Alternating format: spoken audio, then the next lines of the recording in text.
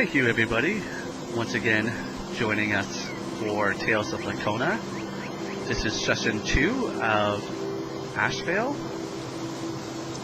And as a brief recap, the group had made their way to Ashvale and seemingly interacted with a bunch of the locals, did some questioning at the tavern, and then made their way over to the lumber mill and had a chance to talk to some of the lumberjacks that weren't working before eventually making their way to Bergstrom and Bubba's house, where both individuals were questioned for more details. At the end of the night, they acquired lodging for the evening and soundly laid their heads down and went to sleep. With that, we bring us to the next morning. You can hear the songbirds chirping in the distance, the light wind blowing over the trees, as Landon and Jonna, you wake up in your bunks after having a very restful sleep. And we'll now open up to role-playing.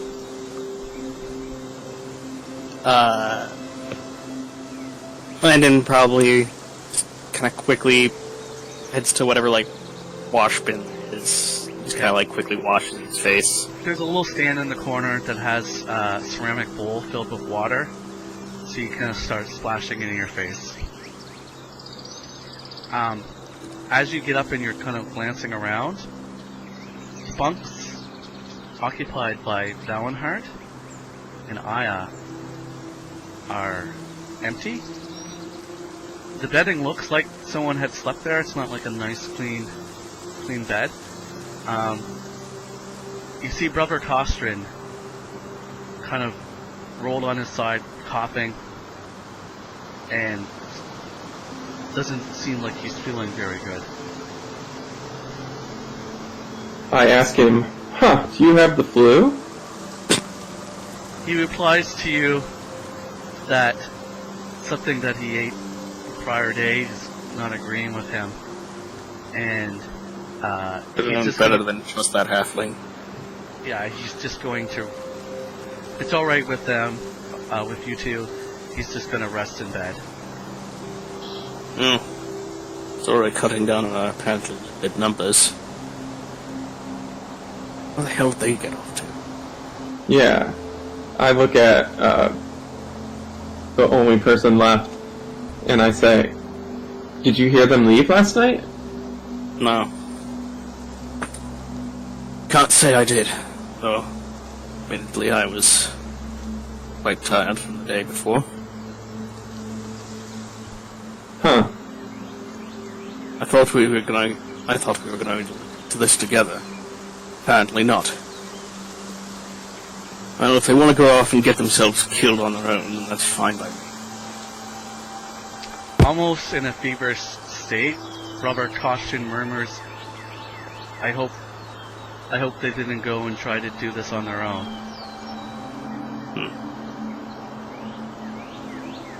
Yeah, that's what Jonna. I think that's what Jonna would be thinking. Out of the middle of the night, too. Well, can't be helped if they did.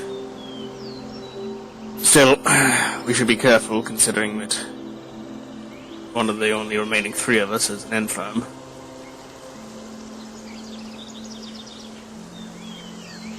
Indeed.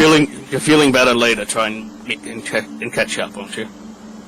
He nods and then stifles a cough.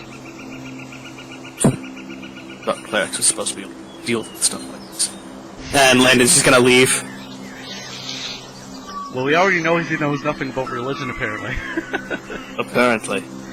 Out of character, Michael, did you get my DM on Discord? You did a knowledge roll? And I got that, yeah. Perfect, okay.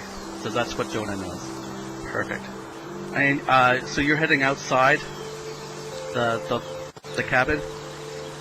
Yeah, I tell Jonna to follow along. Jonna complies.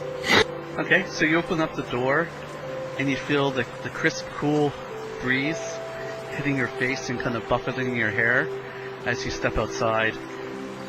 The town, or not even the town, it's a village, like upon your entry, is eerily quiet. The other lodging is, the door is shut. You do see some smoke rising from one of the buildings in the distance, and I'm just going to ping it for you guys. So, assuming someone's up. Mm-hmm. What building is that again? Let me go ahead and show. Yeah, because it's not in my journal anymore. Okay. Let me go to edit again. Yes. Yeah, it looks like the stuff in my journal is all the Seacrest stuff. Yeah, I'm trying to. I should just make it available to everyone. So that is the Mester Nedstedet, which you're familiar as a town hall. Okay. Oh wait, that's number 6. My mistake. That was 7. Unless you were pinging 6. Yeah, I was pinging 6. I'll Okay. say it's yeah, it is number 7. That.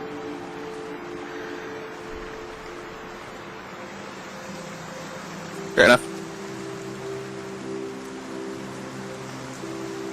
So it's not on fire, it's just someone's awake. Yeah, someone's awake. You said the other bunkhouse is currently closed up right now? Yeah, the door that was open in the jar is now closed. Like no one's awake. It's.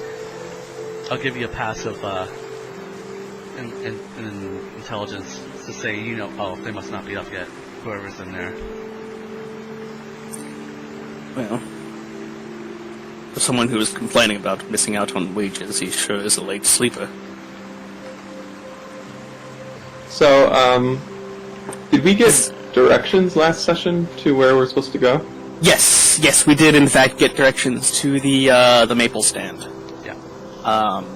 Boba and Bergstrom gave us pretty explicit directions. Mostly Bergstrom. So we could go ahead and check that out. I mean, Jonna wouldn't go with just 2 people. I think we're kind of in a bind. I think Jonna would say something like, we can't do this just the 2 of us. Because what I heard yesterday, it reminded me of something I've read a long time ago, or heard. I don't know if I'm literate, but if I'm literate, then I read it a long time ago. We'll say you're literate. How common is literacy? Like the common language? No, like how many people on average can read or write? Oh, literacy. It's not very high. It's usually anyone that went to cleric school or went to the academy. If you're a simple sellsword, you could probably read but not write. People get used to seeing signs and letters and stuff. I'm probably literate just on account of the fact that I have higher than normal intelligence. Yeah. If you have more than 10, there's a chance are that you were able to pick up reading and writing. Okay. I'm probably at least able. It's like knowing the commoner's language versus Latin. Mm-hmm.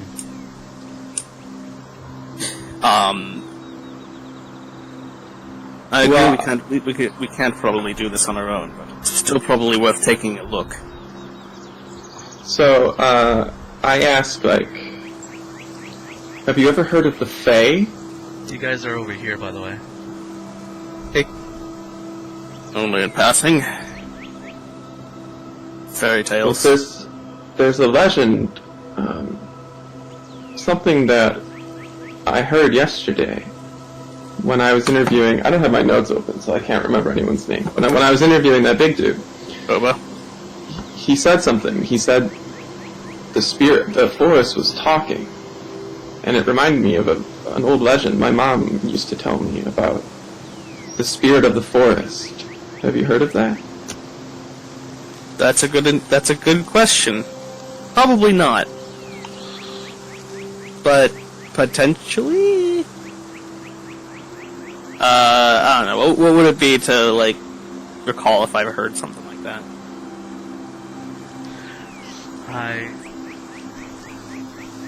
Landon's usually, like, very into kind of rumors and stuff. Because I'm pretty sure you made a nature check to see, and only... Did I? I'm trying to remember. Jonna, you... Okay, no, you heard that when you were talking to Boba. So... Yeah, I heard that, and then... Yeah, I wasn't in the room. Right, okay, now you can make your nature checks. Thank you, Nature check. Okay. Unlikely. No, you haven't. Okay. Okay, well then let me inform you, Jonna says. It's this legend about the Fae. When they die, their spirits, they get trapped here instead of returning to their home, the Feywilds. And it's like torture for them to stay, and they go mad, and they're sort of glowing shapes that can hurt people, but it seems like in this case they just want to be left alone. Agreed. They also don't seem, so far, they don't seem the type to kill on sight, which is why I suggest that we at least take a brief look. If we come across any trouble, we retreat immediately.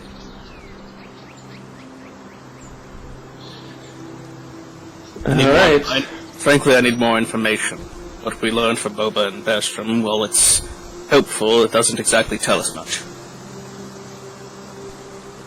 And considering the only other thing that we have to go on is some fairy tale, well, needless to say, I'm a bit skeptical. Jonah's not skeptical. Jonna is, she looks at you and she kind of seems worried, but she says, alright, well, we should at least take a look, you're right. We'll keep quiet. And it's easier to do that with only two of us. Okay, so are the pair of you moving out towards the lumber mill? Actually, I think first we're gonna stop by the tavern just to grab, like, a quick bite to eat. Or at least Landon will. No sense in moving on an empty stomach, and I'd rather not use my rations. Okay. What about you, Jonna? Yeah, I think, well, the question is, did I eat all of my dried venison last time? Because I feel like, or dried veal. I forget which one it was. I feel like I didn't eat it all. No, I feel that you're a fairly light eater because you're used to, like, making it last. So... Right, so I would say I probably, like, while he was washing up, I was probably chowing down. Okay. Yeah, But I'll accompany him anyway, just because I'm curious about the people of this town. Okay, so as you're making your way towards the tavern, right about here, Landon, just because it's in your peripheral, my passive perception. yeah, and Jonna has the same passive. It made a certain wizard angry. Yeah, over in the clearing, you can just kind of eye, because that's where you had saw the lumberjacks hanging out before. You actually see something at the base of one of the stumps. Most likely one of the ones that they sat on before. I kind of like hold up a hand. I'm gonna go and examine. What? Take a look. Wait, do I see it as well? I see it as well. You both see it. Okay, yeah. What is it? Landon just kind of like, this is like at the base of one of the stumps that the lumberjacks were kind of taking a break on. Yeah. Yeah, I'll go and take over. Or take a look. Okay, you're gonna move towards it, right? Yeah, if it's something interesting, it's something interesting. If it's, someone's coin purse that they left behind, that's cool too. Alright, as you move 20 feet in that direction, and as you get closer, you're quickening your pace, and your heart starts beating a little bit faster. There, laying face first in the ground, looks to be Valenhart, unmoving. Well, we found one of our missing companions. I'll kind of like turn him over. I just imagine you like kicking him over like Yeah, you know what? Yeah, I just kind of like use my boot to like kick him over. So you Interested in what's happening. dig the toe of your boot underneath the body and kind of roll it over, and it's just, they're gone, expired, just because they're so limp. But you roll them over, and there you see his unblinking kind of eyes, because he was blind. But you see a deep wound cutting into the left clavicle, down diagonally, presumably to where his heart is. It's a deep gouge. He's in a pool of sticky, drying blood, and he was just laying face first in the dirt. So I don't know how acquainted with death Jonna would be. I think I might just roll like. Yeah, you can set a 100? metric for yourself. Yeah, and set a metric for yourself, and then roll it, and then you can react. A lot of people do that when they're not sure how to react. Yeah, Landon just kind of like gets down on like a knee, just kind of like examines. You can make a medicine check, Landon. If you really want to check. Yeah, sure. I'm not proficient in it, but I do have an above average. Alright, so I rolled 84, which is like really high. You can say high is good or high is bad. I mean, usually Well, I high was is good. thinking I was thinking one would be like never seen a dead body before, but she couldn't roll one because she saw her parents die. But 100 would be like living amongst the corpses. So 84, she clearly is. She's pretty unfazed by this corpse. She sees dead people, right?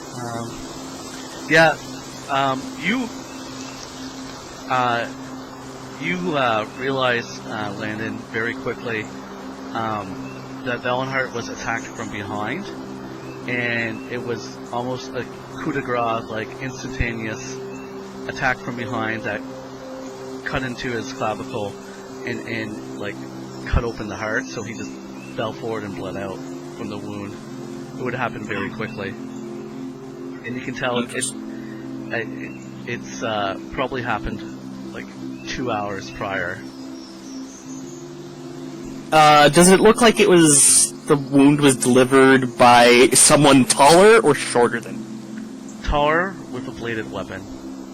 I figured it would Powerful. be. This would be much more impressive if it was a blunt weapon. Yeah. Like it's like it looks like they were cleaved in half by a hammer. I don't think that is quite possible, but yeah. Yeah, there are some determined people out there.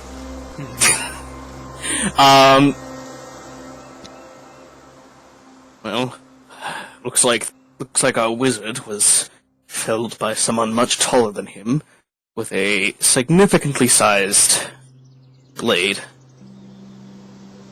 So I'm gonna look around for like Call- culprits or something. Call me crazy, but who do we know that's over 7 foot tall and carries a massive axe? That's what I was thinking, Jonna says. Precisely. And just because Landon's kind of a bit of a scoundrel, he's gonna dig through Valenhart's pockets. Okay. Jonah's gonna comment and say, "You realize that's sacrilegious, right?" It's a good thing I don't care. Just asking. You go and no, you had your eye on Valenhart, and because he's fairly blind, it was hard for him to not show where his coin purse was, but it's actually been detached and it's missing. All he has is his robes and his walking stick that he was using. His sack is actually still back in the room. Okay. But I'm gonna have Jonna roll a survival check if you want to search for tracks or anything.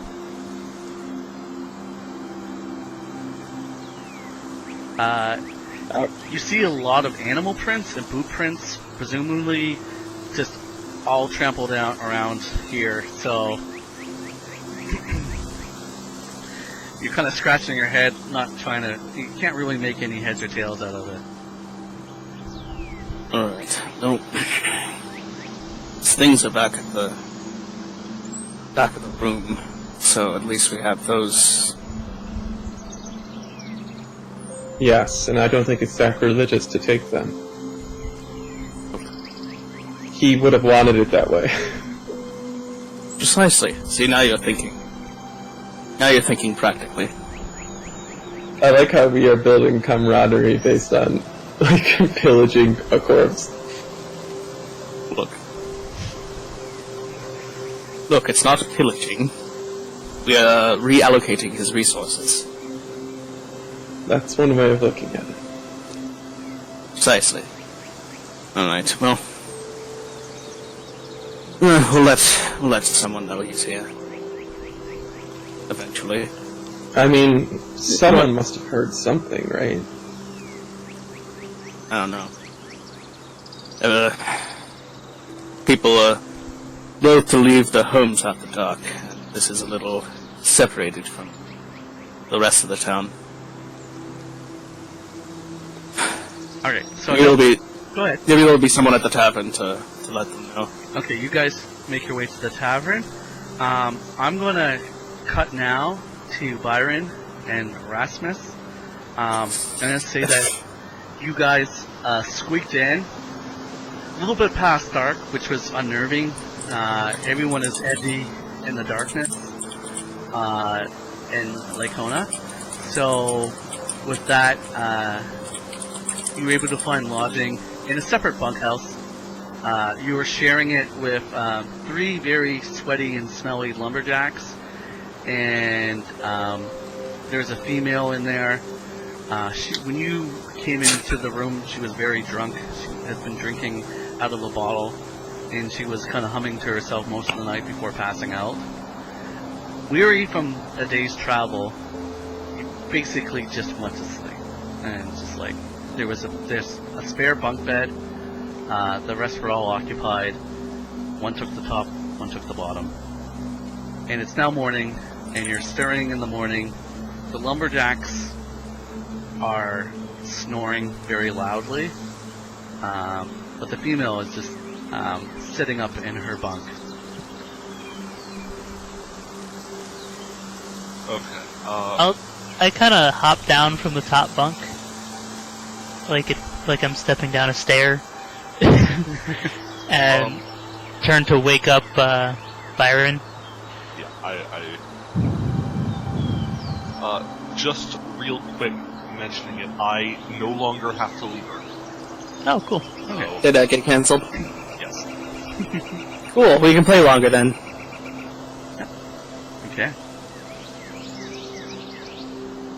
So I'll just kind of shake you awake. I'm up. Hurry up. Alright.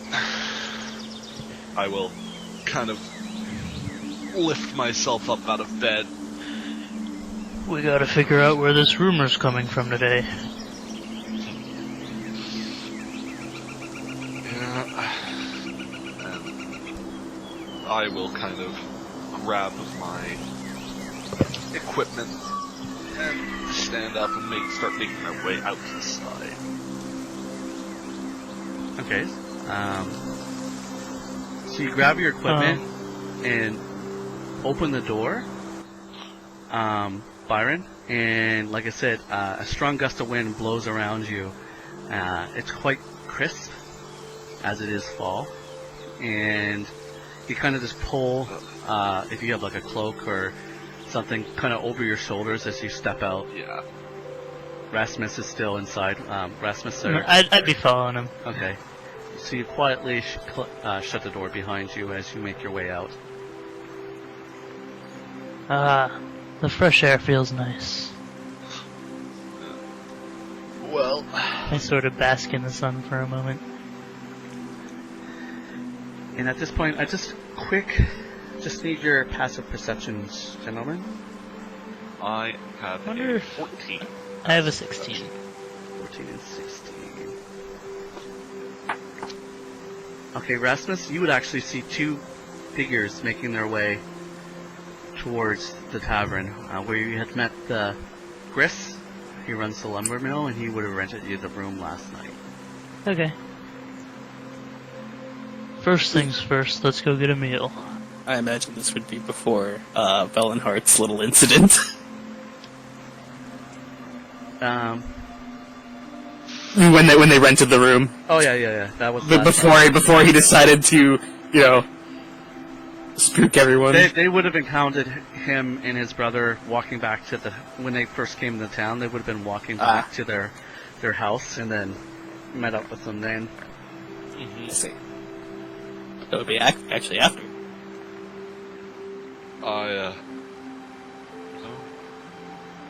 And start heading off to the tavern to get breakfast. I follow after him. Okay. So just for the sake of pleasantries, I'm gonna say that Landon, you kind of like stop to tie your boots, and as you like stand up, you see these two other figures approaching you. Both of them human, and I guess at this time, I'd like Byron and Rasmus, can you just take a moment to describe your characters, what they look like? Yeah, one Sure. sec. Can you go first? So, I'll be back. Rasmus kind of looks like a mountain man. He's dressed in cheap, sturdy clothing. He's got a big old beard. He looks like a traveler. He's got a heavy backpack on his back. Dark hair. A deep look in his eyes. Whatever that means. He also looks very physically fit.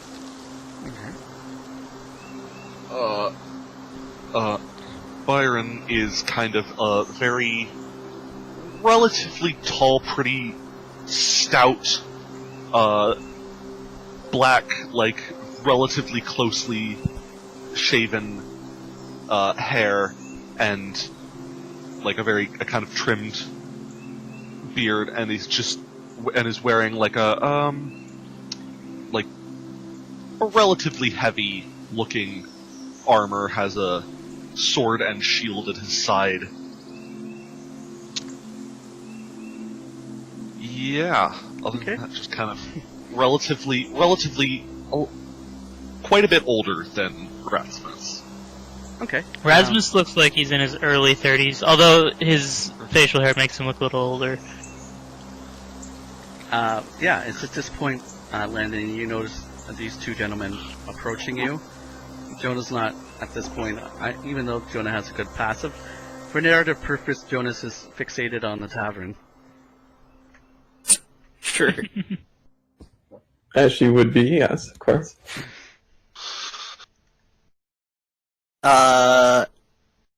Landon's kind of interested in the fact that there are other clearly outsiders in this town. All things considered. I don't think he'd openly approach them. He's not that kind of person. Okay. He'd probably just kind of like take note of them and just very kind of like quietly continue on. Alright, well, by the time you finish tying your boot, they've now met up with you, and you're basically outside the tavern. I mean, I'm just going in the tavern. Okay. Yeah. I give the two of them a curt nod and just kind of like head in as well. Okay, then I'll notice you kinda- and nod back. We'll play this game all evening of ignoring each other. I kind of Well, I think look at Charisma's it my with a bit of thumbs okay? with a bit of interest and.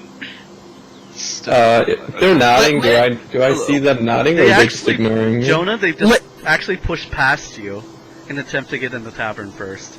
I tried to pickpocket them? No, I'm just kidding. I mean, I'm not gonna be rude. I will pickpocket them. No. I'll stab you. You will try. Okay, so Fair. here's where all four of you are awkwardly standing inside the tavern. Oh. Just kind of like, Well- You know, like, it's when you meet a stranger at the entrance of a restaurant, you just kind of say hi and go past and get a table, you know? Like, yeah, that's what I'm doing. this is true. Yeah, this is true. I feel like we ought to describe our character as well. Oh, yeah. Go Because ahead. at the very least, Landon is definitely not from here. He's dressed in, he's definitely kind of out of his element here. He's used to the streets of, Palan. He's kind of got a very rugged look about him. His clothes are dingy and clearly worn out. Very kind of dark, maybe dark green cloak, with which he kind of keeps the hood up most of the time. Very rough facial hair it's not quite a full beard, but it's a very noticeable scruff. Okay, Jonah, do you want to describe your character? Jonah is a little girl. She's small and frail looking. Has a kind of constant worried expression on her face. But a secret power lies within. She's wearing... So, I don't know what I'm actually wearing. Hold on. You're a magical girl. I'm not wearing anything. So, she's wearing like... I didn't realize we were playing that kind of game. she's wearing like a shirt and some slacks with high boots. And she doesn't look... They're not very high quality looking. Nothing... I mean, having boots is pretty cush, but other than the boots, she looks rather squalid. And, but I don't know if you even notice what she looks like, because you guys are ignoring me, so, We're not ignoring you. We're just not, like, making conversation. Yeah. When he sees Jonna, Byron definitely kind of looks with a bit of confusion, but definitely also interest. Okay, so you're Like, all... I'm not sure whether or not Landon would look more like her dad or her older brother. Either way, I'm gonna be teaching this girl some things. Oh, no. Alright, so... yeah, Jonah's pretty young, too. She's 23, so she looks younger than she is as well. Yeah, and basically, this is the Copper Cup, and it's basically a hut with dirt floors. The bar is a circular bar around the middle.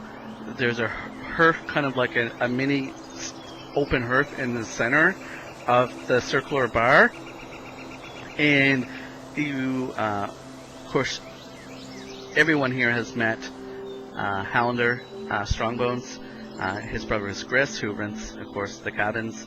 Hollander is busily preparing for the day. You see him, the chairs and the tables and stuff that were tossed and turned yesterday. He's kind of writing them up and putting them away. Looks like you can smell food cooking, but it looks like he's preparing to open for the day. He kind of looks. You're up early. Something like Oh, that. damn. We say at the exact same time. Yeah. Landon just kind of like shoots you a look. I glance back at you. well, the menu's right over there. Kind of points to the stack of menus that are printed on a piece of like bark with some like parchment. Everyone should have it now. Yeah. No.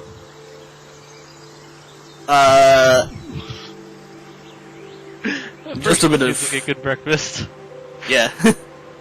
5 o'clock somewhere. Just a bit of cured venison for me. Alright, so he goes over and opens up like a small, kind of looks like a small barrel, and takes some venison out and brings it over to you and puts it down in front of you. And whatever this one wants either. Do you need something to wash it down with? Not today. Okay. I don't drink when I'm on the job. On the clock already. Yeah. Speaking of, Mhm. I'm gonna like subtly, not so subtly, kind of move kind of closer to the barkeep here. Yep. You kind of lean across the bar to him. Who would be the ones to report a death to around here? He kind of like, his eyes kind of like open a bit, then he kind of like catches himself and fixes his reaction, and he said, "You might want to talk to the Meister." And the Meister's name is Imra. And his name is John C. Meister Imra Anastasia. And I will type that in chat. Okay. By the way, Landon is offering to pay for Jonna's meal as well, Okay. if she wants anything. You're just her dad. Nice.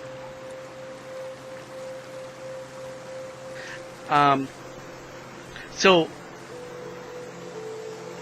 So I'll buy some cured venison for both of us, I guess. Byron and Rasmus, are you trying to eavesdrop at this point, or are you just concerned about food? He would have leaned in to whisper, I'm gonna assume.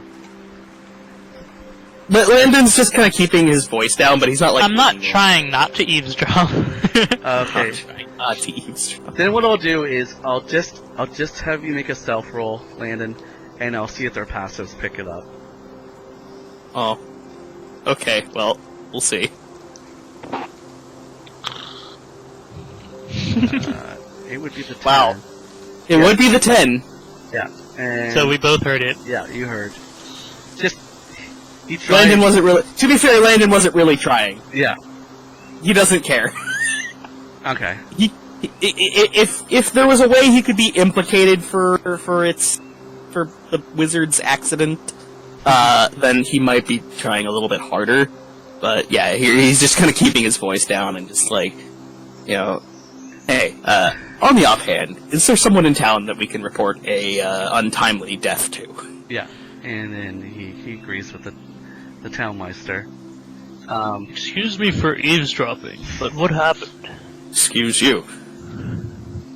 One of our companions found them expired prematurely. I'm sorry for your loss. Don't be.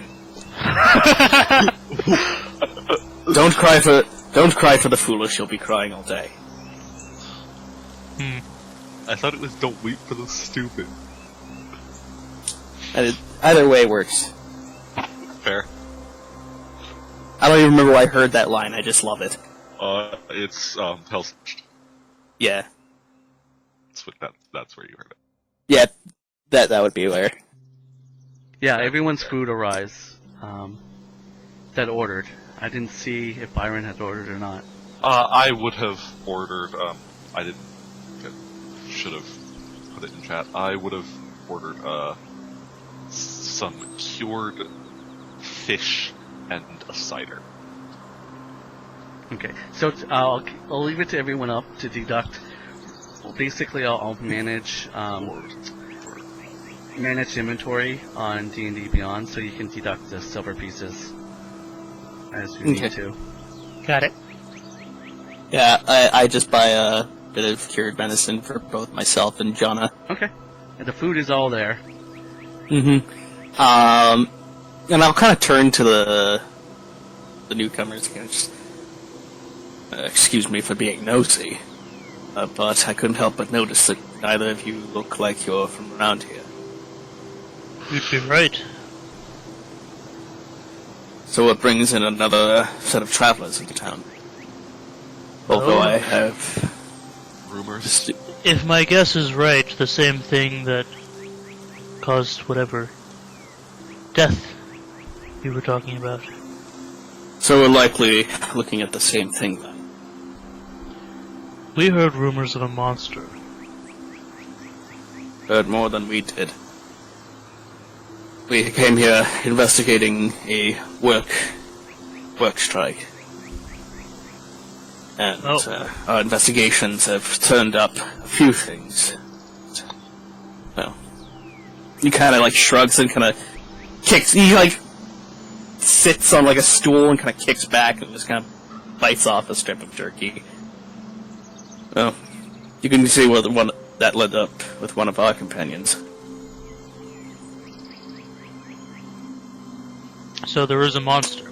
Did you see it? Nope. Two of our companions left before the rest of us were awake.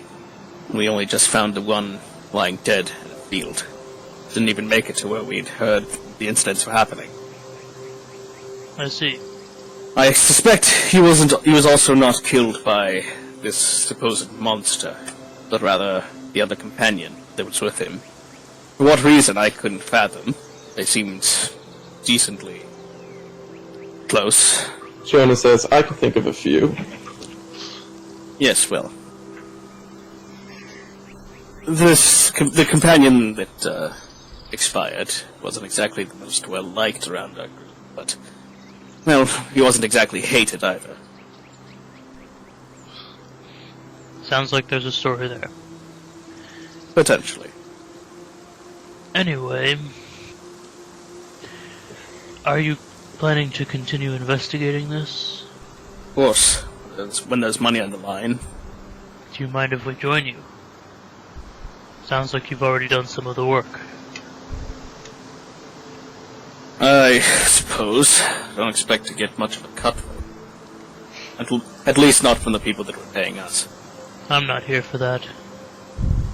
What He are might you be, here though, for? and I gesture over my shoulder with my thumb towards Byron.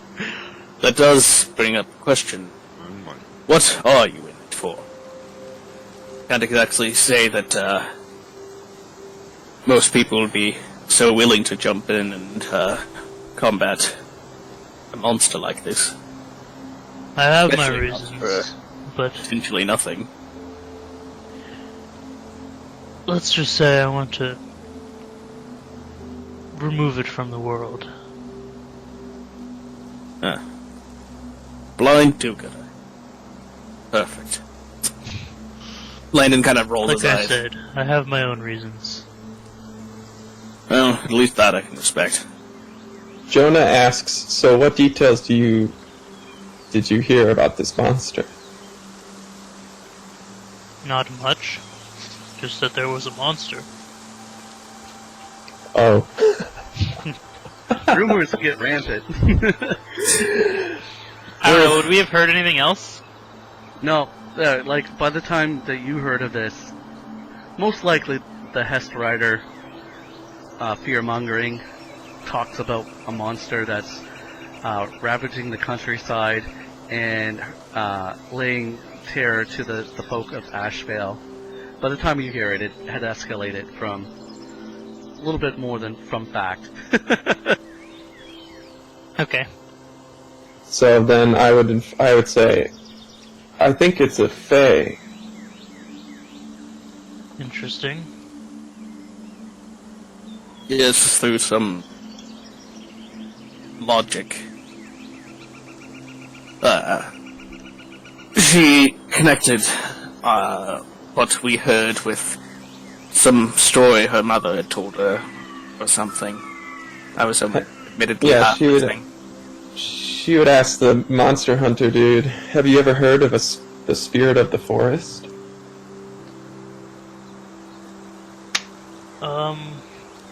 I can't say I've heard of anything so specific, but I know there are fae that can terrorize humanoids. It sounds like that's what we're dealing with.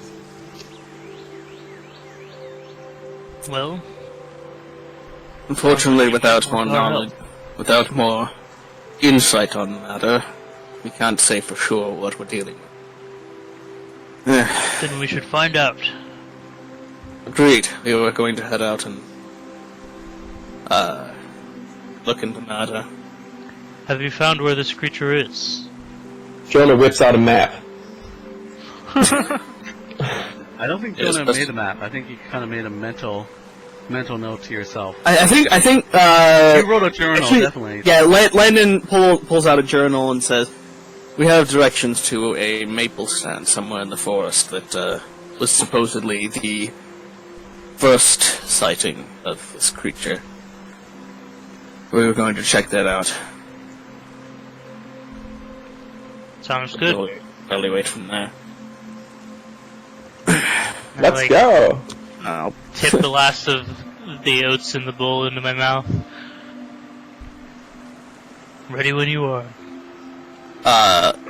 Landon just kind of like stands. He's still got like a bit of jerky, and he's just kind of like nibbling at it as he walks out. Okay. Byron, you've been pretty quiet. It's all fine with you? Fine. Can't keep working for no pay. But fine. Who knows? Maybe Why don't some. we see if we can negotiate something?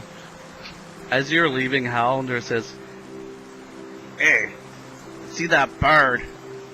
Give him a kick and tell him to get to work." We'll be sure to do that. And Landon will kind of leave, kind of hoping that he runs into the bard so he can actually kick him. Well, Okay. let's be off then. Now, I like to ask this.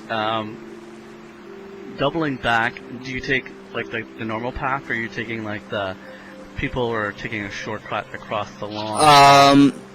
In this case, I'm taking a shortcut across the lawn because that's where the what's his face is. The Meister?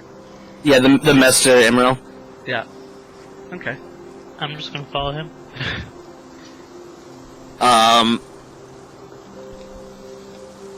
And I'll just kind of like go up and just kind of like knock on the door.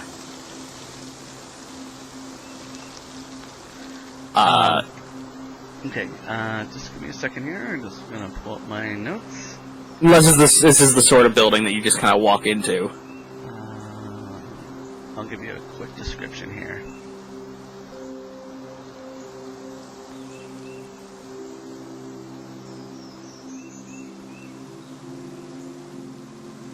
So, you see a large stone and timber frame building that sits in basically in the middle of the town. It kind of has like a high-pitched slabbed roof, and it has kind of like heavy kind of fir doors that are hanging as a makeshift doorway or entryways.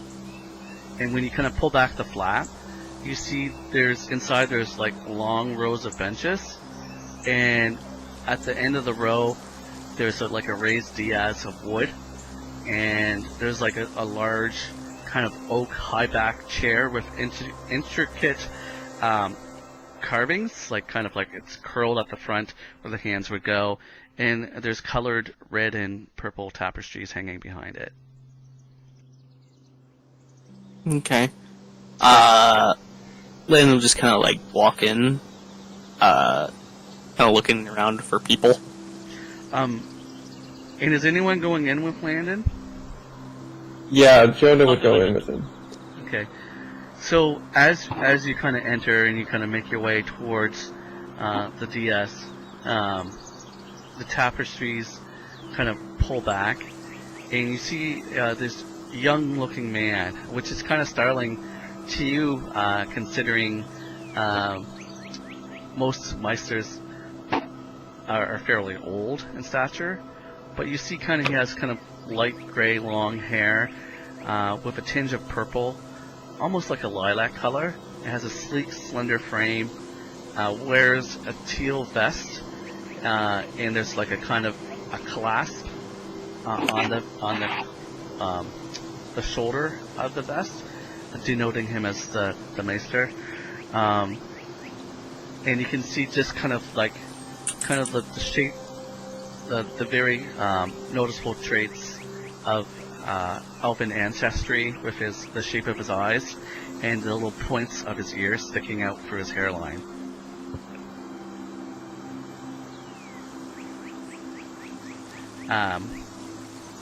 Give me 1 second. I have a picture of the young Meister. Where is that?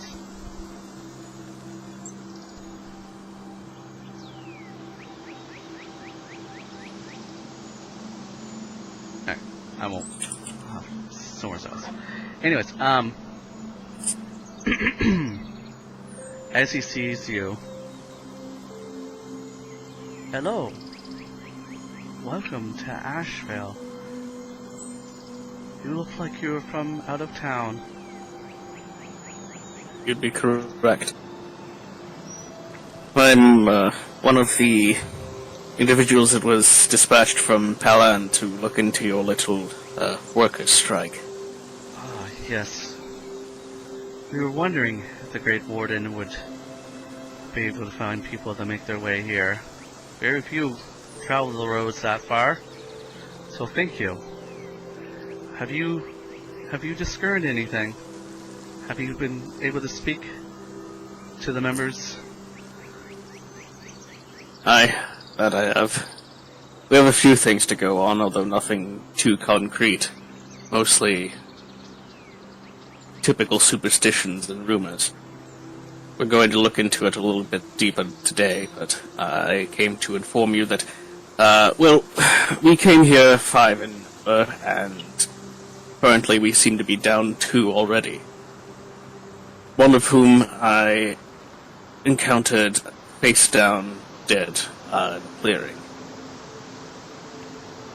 He kind of makes his way over to his chair and kind of leans on it with his hand, kind of taking in what you're saying, and then immediately kind of straightens himself up and says, if I'm to be understood,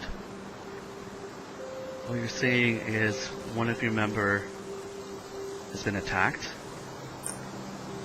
Yes, it's our belief that he was attacked by another in our party. It's your belief. And where is this other member of your party? Missing, Unfortunately, yes, unfortunately they've gone missing. Seems to be no trace of where they might have ended up.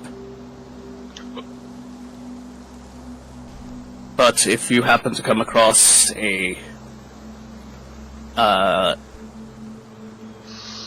person of their description, Could you perhaps then give me a description? I lack the Yeah, supplies, but I'll remember and write it down. I will Out of describe it. character, yeah. Yeah, I'll describe a. Okay, out of character, you describe what Aya looks like, and he nods. Yeah, tall half orc. Very, very muscular. Might have a great axe with them. And We're not sure if they were also attacked or if they were, in fact, the attacker. But either way, it's important that someone keeps an eye out for them.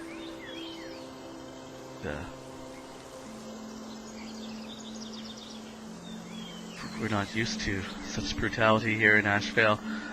First, I was worried that one of our own people would be indicted in such an offense. No, And somewhat at least I don't think so. The wound seems synonymous with a proper weapon, not a woodcutter's axe. It's just fairly common amongst your lot. I'd like to think not, although... Well, So far? there are people of all types. Honor amongst thieves and whatnot. Not calling you, he wasn't calling you thieves, but, you guys are labeled as mercenaries, mercs. Landon shrugs at the term. I've been called worse. He nods. We can dispose of the body unless there's any funeral rites you'd like to have prepared for this individual, or have them sent back to Palan. Next wagon. Potentially just burying the body is sufficient, I think. He nods. I will be sure to speak to Gofi Otker. He's the Gofi here, and he will perhaps intern him quietly. That would be appreciated. Last thing this town needs is fear of a potential murderer. Wicked rumors spread fast. So it has. I won't take up too much of your time. Too much more of your time, Nesta. Indeed. And I think we'll be going shortly.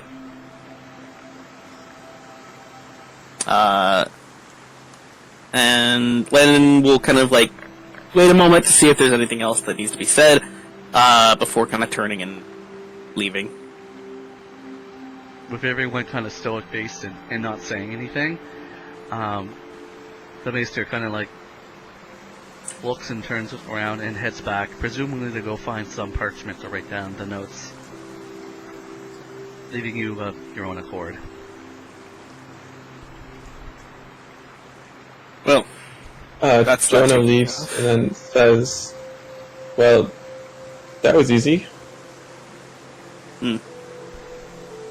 Glad it wasn't too difficult. I'd hate to think that the wizard was inconveniencing us even beyond his death. There is still the matter of where the axe-wielding orc is. Yes, that is something that we'll need to be keeping an eye out for.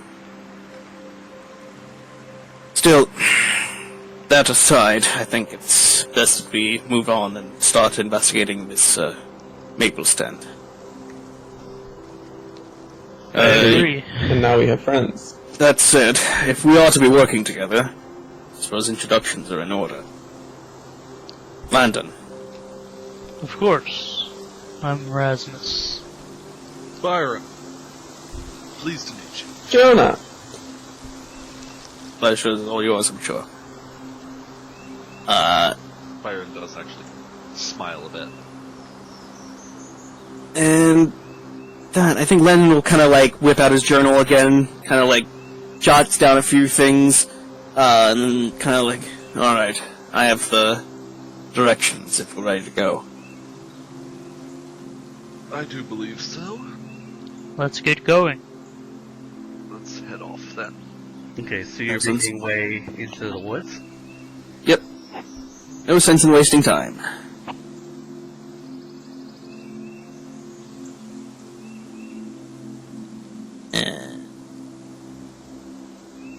Okay. Landon will occasionally kind of like pull out the journal just to kind of make sure they're still on the right track. So as you're making, you're approaching, because it's still early in the morning, you see, as you're approaching the lumber mill, you see the female. It would have been the one that had approached Valenhart the previous evening. He had talked to her momentarily. She's kind of back on the front stoop and is looks like chewing on some straw and just sitting on the front stairs to the cabin. Not really paying attention to anything. Just mention that as you are making your way towards the felled trees. Who's this person again? She was the character that was drinking on the stairs last time outside the cabin. Right, the one that we asked for directions Yeah. to Chris. And someone had And then assumed they and then were she- drunk, but she wasn't drunk. She was just drinking. I think that might have been It was Valinor. Jonna. Oh. I think it might have been Jonna. No, it was me. Oh, okay. she just like made a casual offhand remark and Yeah. just like, I'm not drunk, I A just little- like drinking. Jonna was a little snippy. But basically,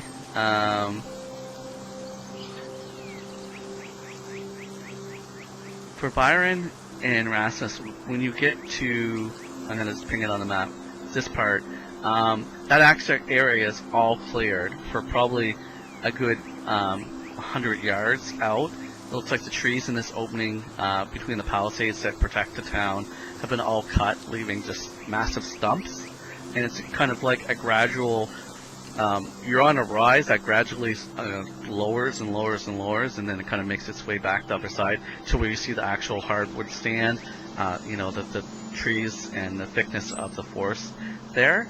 But as you approach, there you see the turned over body of an elderly man wearing robes and, a dried pool of blood, and is just laying motionless next to this large tree stump. I'll sprint over to him.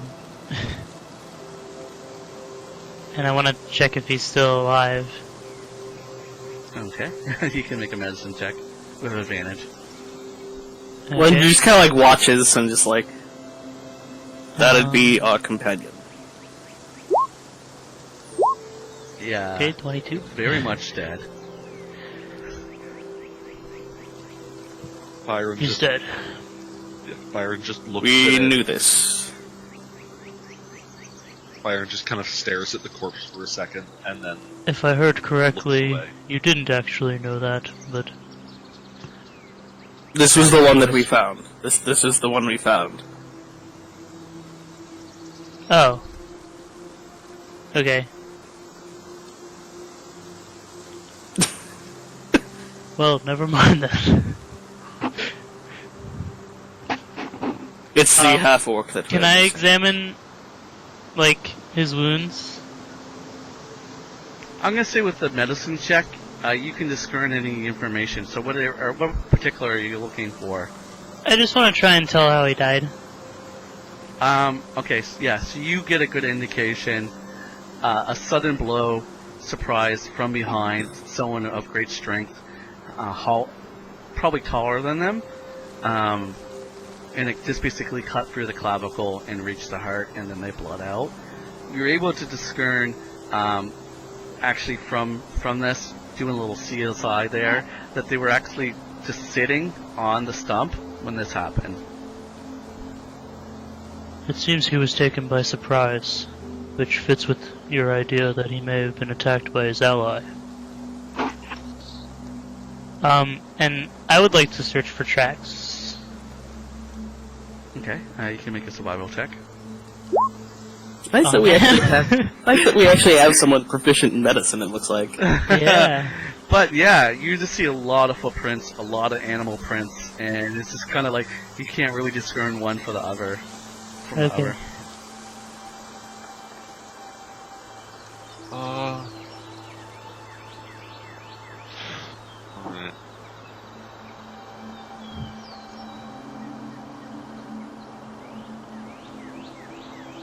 There's no point in waiting here. This half-orc Right. friend of yours is long gone by now, I'm sure. Potentially. Although, unless she becomes a thorn in our side, I can't say I'm too worried for her. Or about her. And I will kind of continue following the directions that we were given. Okay. And are you saying anything, Rasmus, at this point? Byron or Rasmus? Sorry, I meant Byron. No. Byron's just kind of looks at the corpse for a second, his gaze kind of hardens a bit, and he just walks past it. Okay. It's just at this point, at the very end of the clearing, you see, breaking through the tree line, 6 wolves, led by a particularly large, majestic black wolf, breaks through the tree line, sprinting from east to west. I think actually, Landon and Jonna both saw animals running east to west the previous day, but this whole pack not even paying attention to you. Why does this feel awfully familiar? Very We saw some deer running this way the other day. I saw them too. I think the wizard The wanted wolves seem to be late to the party. They're not like attacking us though, right? No, they're off. They're like 100 yards away, Okay. and they're clearing the woods. It's basically a wide opening. It's like the end of a rectangle where the clearing is. So there's forest, and then they're clearing. They're coming out on the west side and running across the opening and disappearing on the east side. I say we go the way they just came from. Figure out what's going on. The maple stand to Landon and Jonna is actually north, not east or west.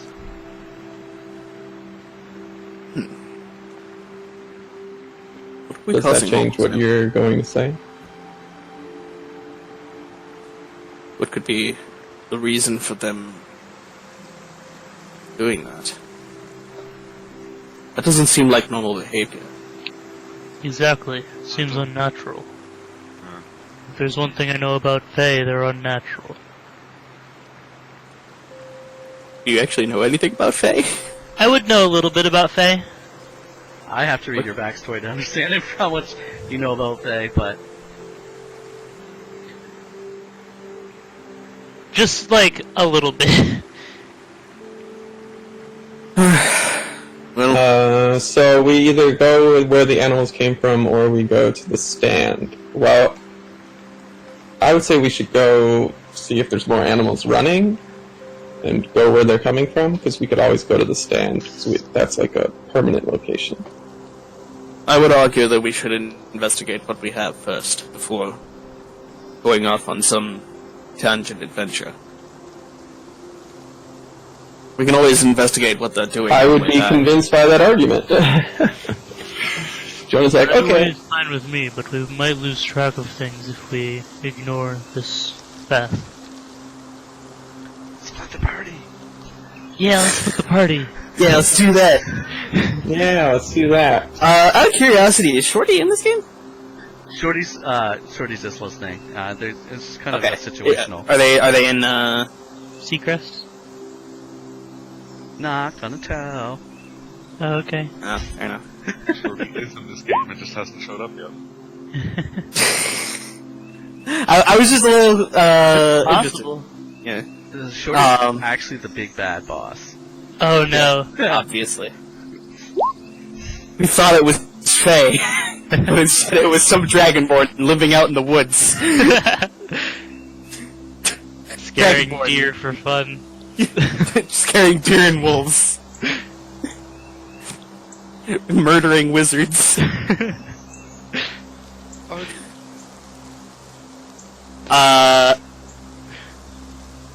It could also just mean that, he's not even talking about the big bad of this adventure, he's talking about the big bad of the whole campaign. Yeah. Honestly, I'd be down for doing something like that. Byron just kind of looks to Landon. You know the way. After you. Landon kind of nods and starts following the directions back toward. He makes a mental. Actually, no, he just makes a physical note. He writes this down in his journal because once that could have been a coincidence. Twice is a pattern. So yeah, he's gonna make a physical note in his journal and be like, "Hey, saw animals running east to west. What are they running from? Okay. Etc. Etc. And then he's going to kind of turn back to the page with the directions written on it. Like, all right, follow me.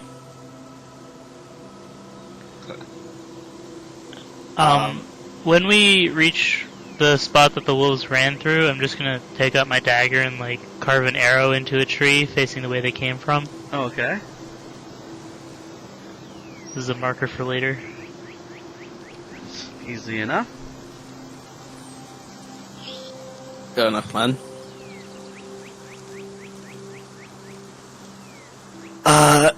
Yeah, and we just continue into the woods. Are there are, I imagine, tracks leading the direction they traveled, right? Wolf tracks?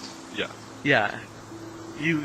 As you approach and you can see, very fresh. There are a lot of other animal tracks there, but it's fairly easy to see. Are they going the same direction? Yeah, they're all going, apparently, all sorts Actually, of tracks. on that matter, with all the activity, is there like a game trail that's kind of been created that we could follow?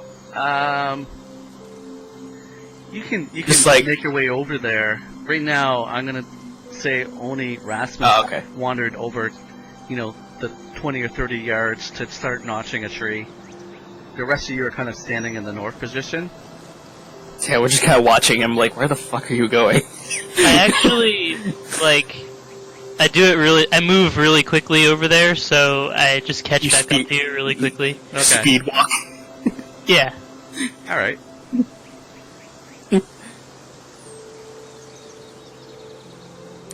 All right. Well, questions for later. All right. At this point, we just kind of start heading woods.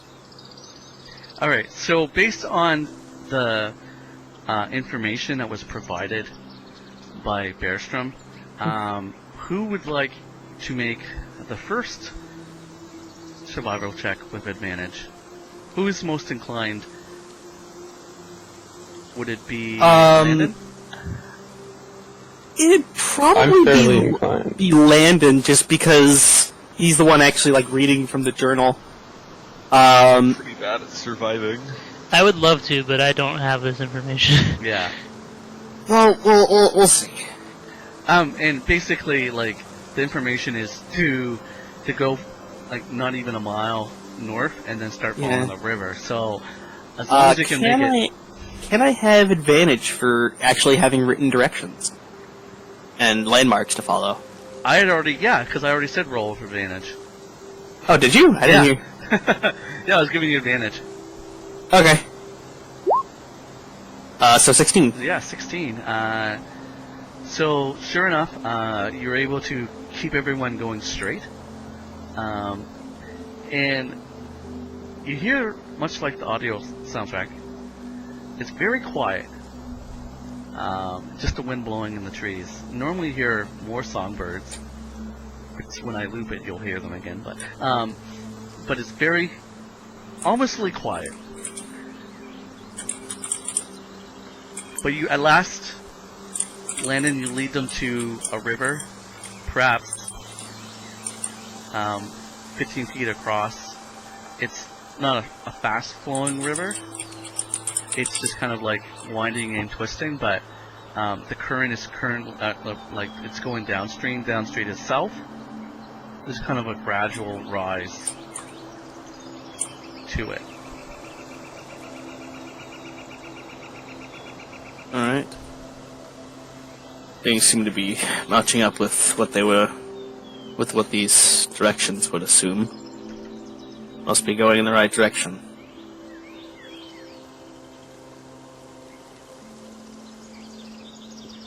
Then let us continue going in the right direction.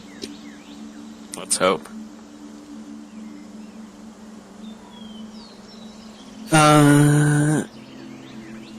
Yeah, so Landon will kind of continue following the directions, check and then double check the journal just to make sure he's got it right.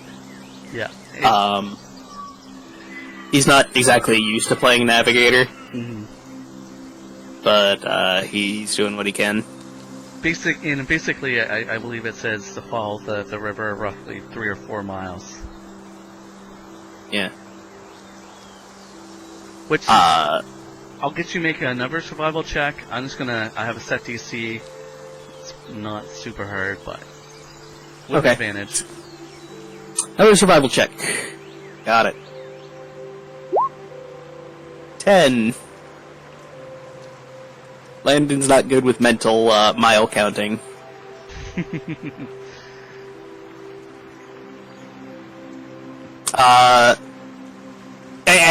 As you guys as we like move a bit further from society, Landon kind of gets a little bit more and more like clearly agitated by the quiet. Kind of puts him in a bad state of mind. So he's kind of having a little bit of trouble. He's very distracted. Alright, just give me 1 second. I'm gonna send a whisper. Someone is gonna be receiving a whisper.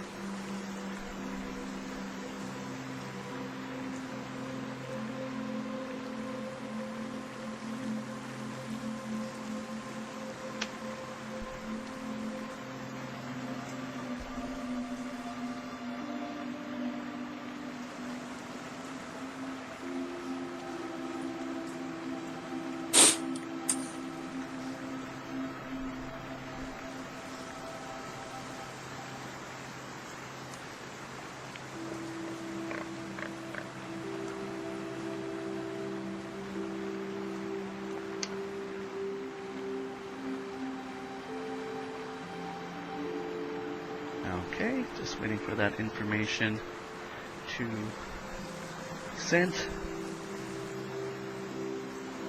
Receiver, you can either act on this information or do nothing, in which case the narrative will proceed. I'll point it out. Okay, go ahead. There's something moving over there.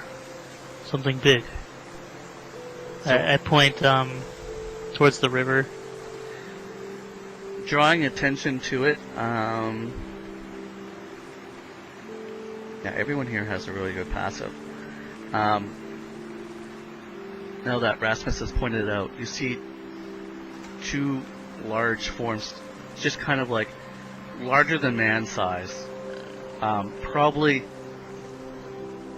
50 yards upriver, and it's just kind of, the forms are just swimming to your bank, slowly making its way out of the water, rising. Landon, who's already on edge, just immediately kind of like puts his hands on his swords. Okay. I kind of also kind of get ready to draw my blade in case of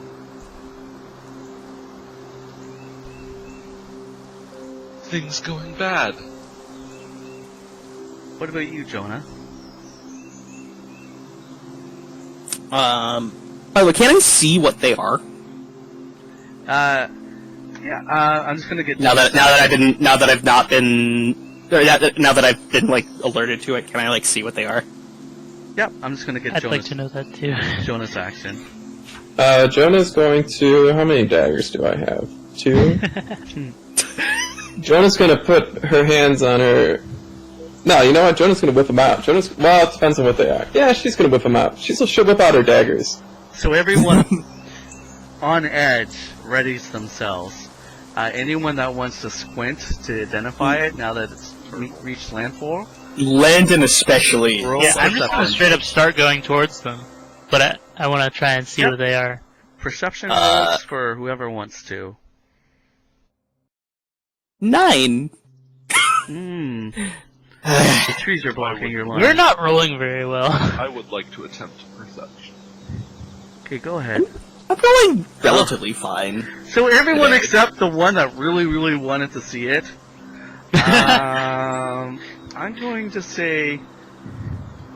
Landon's on edge. Landon is on edge Yeah, by the quiet. He doesn't like the quiet. He's used to the city noise, kind of. Like even when he's not doing anything sketchy, like he's used to the city noise, just kind of like keeping him in the background. Jonna, make a nature check for me. With your background, I'm not sure if this is something you might have seen before or heard about. Of course. Yeah. I've heard of it. Yeah. Some way or form. Yeah, this is 2 large brown bears that have just crossed the river and made Fucking bears. coming up the thing. One is larger than the other. The other one's a little bit smaller. Landon's like, what is it? I can't see it. What is it? Everyone else sees it and knows what it is. Jonna says, "We've got bears." we have bears. We have bears.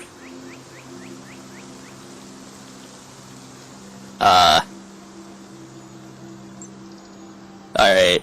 Probably just more wildlife fleeing. That would make more sense if we were in the eastern section of the forest where they were running from. I'll kind of like move up to join the others. Okay. Perhaps just normal bears then.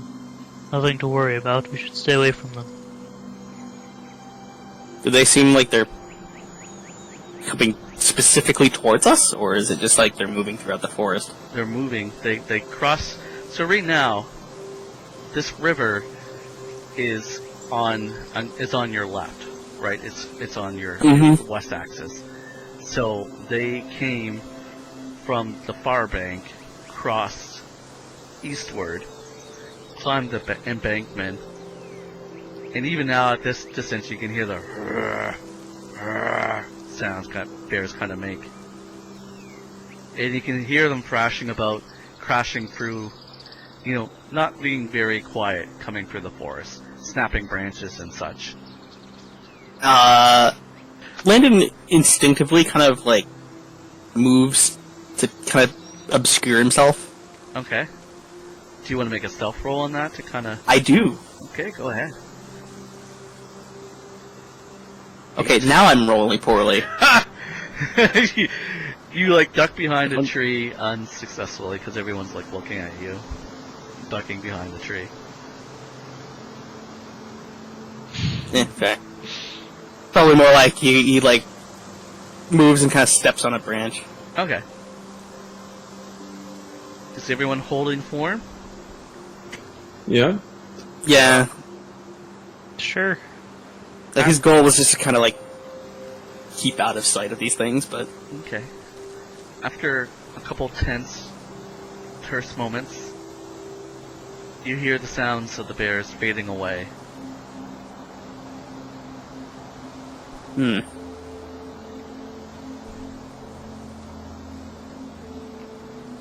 Landon keeps his hands on his sword and just kind of like, we should keep moving. I agree. At this point, he's probably thoroughly lost his place. And Landon's just gonna be like, you know what? You lead this time. Who are you saying that to? I will say it to the mountain man looking person who can walk at 50 feet in 6 Hand me seconds. the directions. Yeah, I'll tear out the page and kind of hand it to you. I'll just sort of read over them for a while. Okay. Give me the one more survival check with advantage. Sure. I know there's a way to roll with advantage on here. I'm just gonna roll it twice. Alright. If you click on the plugin icon in Roll20, you can have it set so that you can always roll twice. Yeah.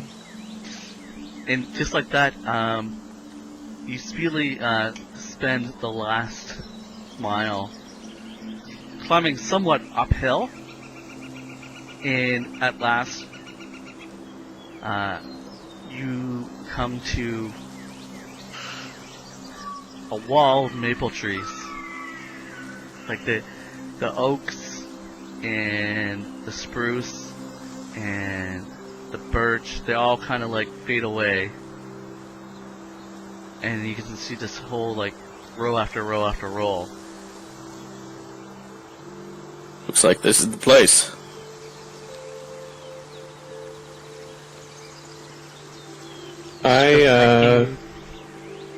I try and use my magical sentiment to feel the force. You know what I mean? Okay, if this is an ability, can you just link it for me so I can see? No, it's my innate magical power. I don't get you, Michael. Out of character, like you're feeling the force. I mean, technically, you're a wild magic sorcerer, right? Yeah, that's what I was thinking. Yeah, you are basically just freaking pure magic. He is the force. Right. Is he trying to roll in a wild surge, though? Like, I have no clue what he's trying to do. I think it's literally like what he's like. Maybe he's trying to roll Arcana. Yeah, Okay. he's trying to find a way of kind of like perceiving something that he couldn't normally see before. okay, yeah, okay. I just wanted to know technically what was happening. You can make an Arcana check. You reach down and touch the earth and then touch the tree.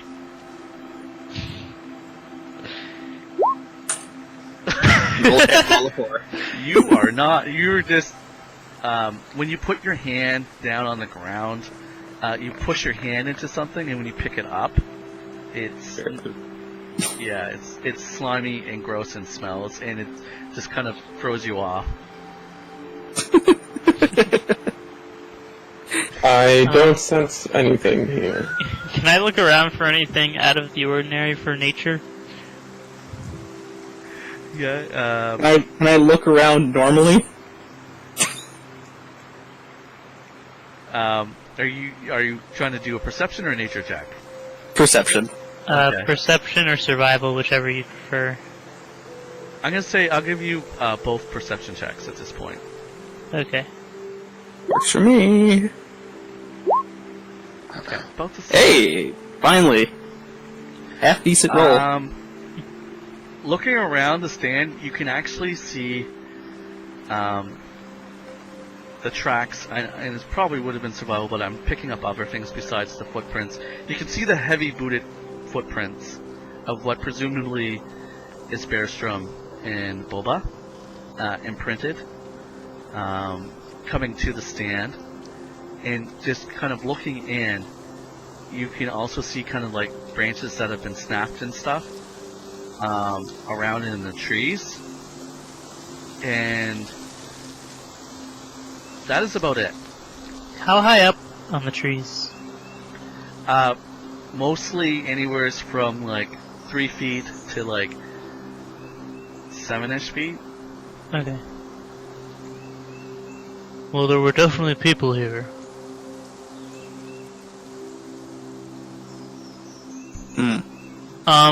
Do the tracks like follow a path, or are they just kind of all over the place?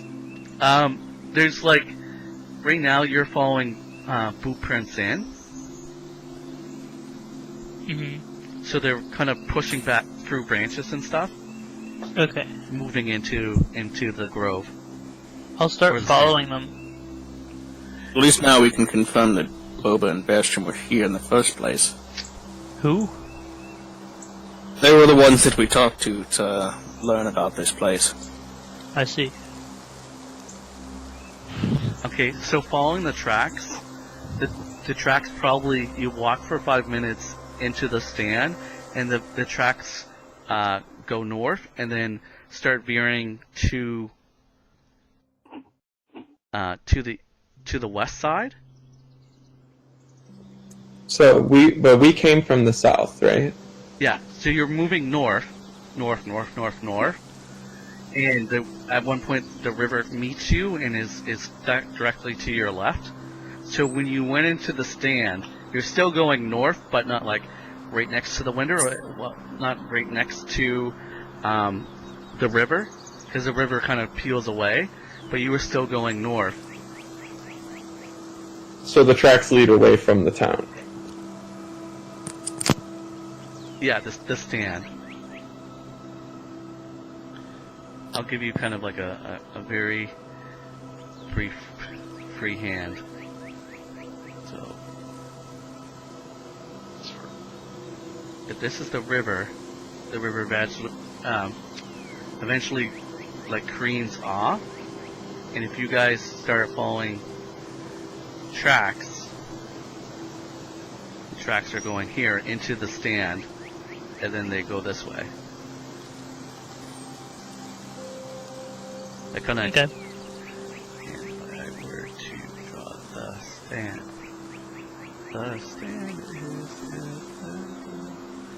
It's an enemy stand. yeah, it's kind of like the stand is nestled on the bend of that natural river, more or less. So what is the stand again? A stand is basically a bunch of trees of similar type that all grow within the same vicinity. Sometimes when lumberjacks are looking for a particular type of wood, they look for stands because then they can chop down a lot of them without, individually as a forest, and you're looking for maple, they're sporadic, so you get one here, one there. But if you, in this particular case, out of context, they had an order for a large order for maple, so they were looking for a stand of it. And sporadically, that's how forests grow sometimes. Especially if you replant. Not sure. So they're leading away from the tracks we're following are probably not the ones of... Originally they were leading away from the river, and then now they're leading back kind of towards the river. Yeah. Yeah, you So guys... these are probably not Burstum and Boba's tracks, because whatever they saw, they ran right back the way that we just came. Well, it could have been that whatever they saw was deeper in the stand. Yeah, because I think based on the conversation, if I recall, they didn't say how long they were in the stand before that. Oh, okay.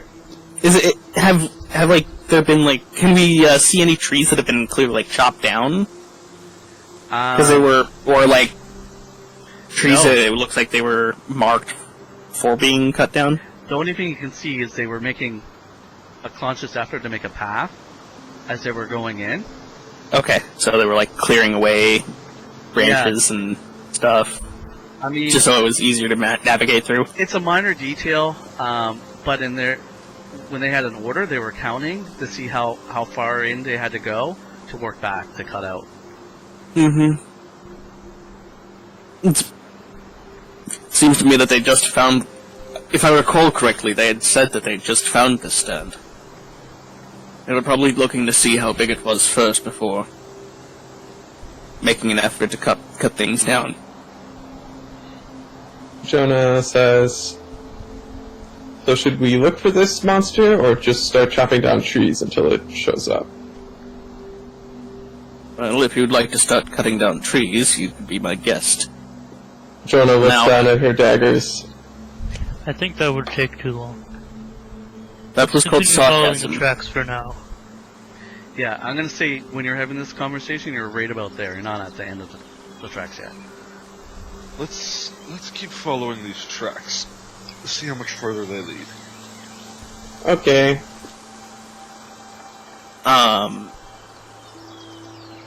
Yeah, I'll just kind of continue following. I'm keeping a very close eye out for anything. Okay. Just as we kind of Yeah, you're on edge move again. along. Landon has been on edge as soon as like we left where we could hear civilization. Yeah. He just does not like the quiet. So, with your tracking, Rasmus, you notice you come to a point where you're seeing like 2 solid boot prints, and then you see 1 solid boot print, and it's rounded on both ends, which makes you kind of assume that it's, you're counting them coming and going. So it's not like, I'm just making it easier so you're not like counting like 8 sets of footprints. And you're smart enough to realize that. But now you're only following one. Like, right about here on the trail. I imagine I would see that as well. I guess Considering I rolled an 18. Yeah. Yeah, I rolled higher than him. Well, this would probably be where Boba separated from his brother. Which means that we'd be coming along to where he saw his spectre in the woods. We're almost there, though. Potentially. And at this point, I kind of want to start moving a bit quietly. Okay, so you want to attempt to stealth again? Yeah. Okay, go ahead. And ideally, I will not roll another natural 1. 14. Okay, so you kind of Yay, Move roll off. rolls. move off and blend into the surroundings at this point. And Rasmus, you come to the point where the trail absolutely ends, and you see like a large logging axe, quite massive in fact, just laying in the dirt.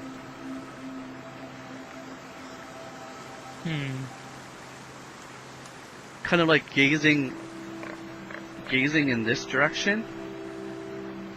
You actually see like the stand almost comes to an end.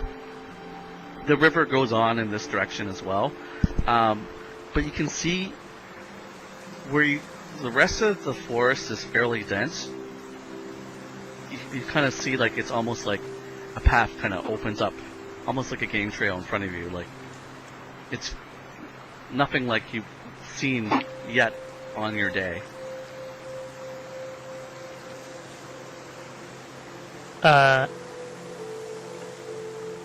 I'm gonna follow it. Let's try this way. Is everyone else following quietly? Mm-hmm. Yep. I'm a little off to the side. Okay. Maybe in the back, rather. I'd hang back a little bit, because I'm not the quietest person. Okay. I wasn't gonna roll stealth, but I guess I will. Okay, go ahead, Rasmus. Hey. 21. Okay, you duck. So I'm gonna just say it's Landon and Rasmus near the front, and then Jonna, and right behind Jonna is Byron. It's fun. I'll hold on the back. That's fine. So as you leave, Ideally, that whatever we're The- looking for, we get the jump on it rather than it gets the jump on us. yeah, as you leave the maple stand and start following this river along this kind of interesting natural path, with your passive perceptions, both Landon and Rasmus gaze probably a good 30 or 40 feet ahead of you, and there's this massive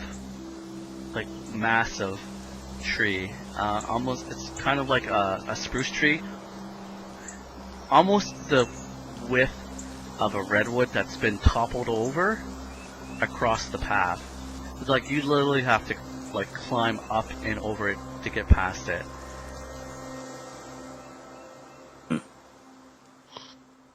And you could, I'm gonna just pause and see what everyone's reaction to this. Pretty sure everyone sees it. Yeah, everyone's passive can see it. It's not hard to miss. That's strange. It's a big tree. Think they would have seen this when it was still standing, considering its size. It's fallen over. Does it look like it broke or was cut? Because the path that you've been traveling isn't very wide. You'd have to go down to the trunk to kind of to get that. From this point, you're still seeing the trunk. I'd say probably a good 20 or 30 feet up, where there's like no branches. You're just seeing like this massive trunk in the way, and then like the foliage on either side. I'd move up a bit closer to the trunk and then kind of move along the side of it just to see if I can see where like the base of it is. Okay, you're gonna go and try to find the base of it. Yeah, just keeping right next to the trunk. Okay, so, I'll approach the tree as well. and just hang out on the path. Yeah, I'm gonna stay near the path. I'm not gonna go around it, but And yeah. so, okay. Landon. Landon will follow Byron. Okay, and Jonna. Jonna is going to be following Byron as well, yeah.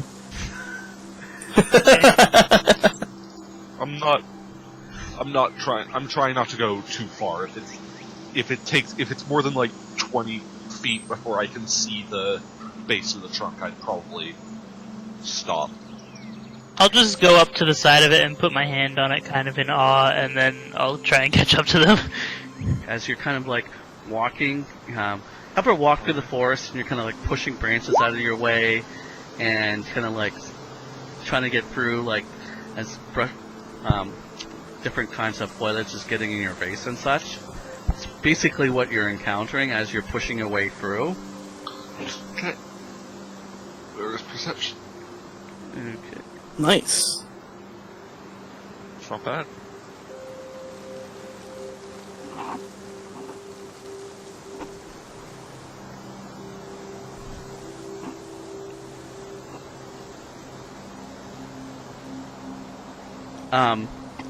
Leading the way, you have to blink, because you see what appears to be kind of like a branch up ahead of you on the log, and it slowly moves over, and you kind of have to blink, and you just saw like part of the branch that you just thought was resting on the log move over the top to the other side. On its own? Yeah. Encounter loaded. I just kinda freeze for a second. Am I in line of sight of the base of the tree yet? Or no? Yeah. We're not in an encounter. I'm just trying to get. What I'm going to do is to make things easier for perception wise. Just drag you over here. These things are always fun for me to try to explain. I'll do my best though. Trying to get like a token. Yeah, I'm working with JJ's actually making tokens for everyone. Yeah, I just put in a temporary token for myself, just because... And if you're loaded in, How'd you do that? yeah, you can do the exclamation point token if you're loaded in Avare, and it'll generate one for you. I just did Yeah. token stamp. Yeah, I'll just make one myself. Yeah, just I mean, roll it how'd up you for put me. it into Roll20 without a character sheet? I have a character sheet. Oh. I don't have a character sheet. Yeah, because someone told me you didn't need one to do Beyond 20, but if you guys... I don't need one. I've been doing it just fine. Well, you don't need one to, like, do the rolls and stuff, but if you want to, like, manipulate something for, like, combat and stuff... yes, I will give one to Byron. I've got one. Or I need a character sheet, but I have a token. Yeah. Sorry.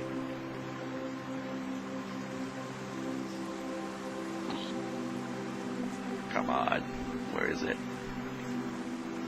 Oh.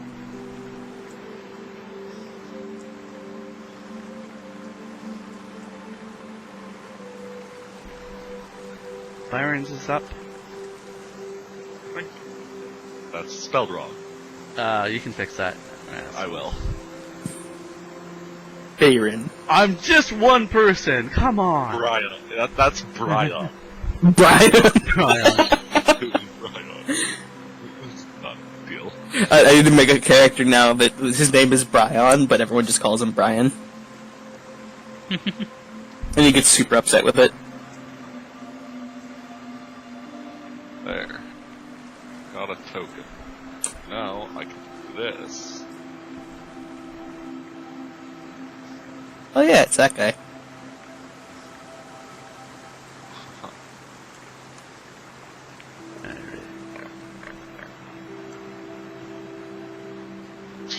Log.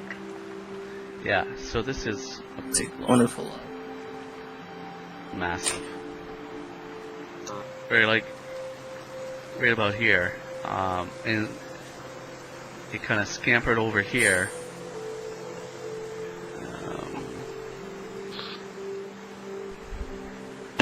And this log was like lying like west to east, right?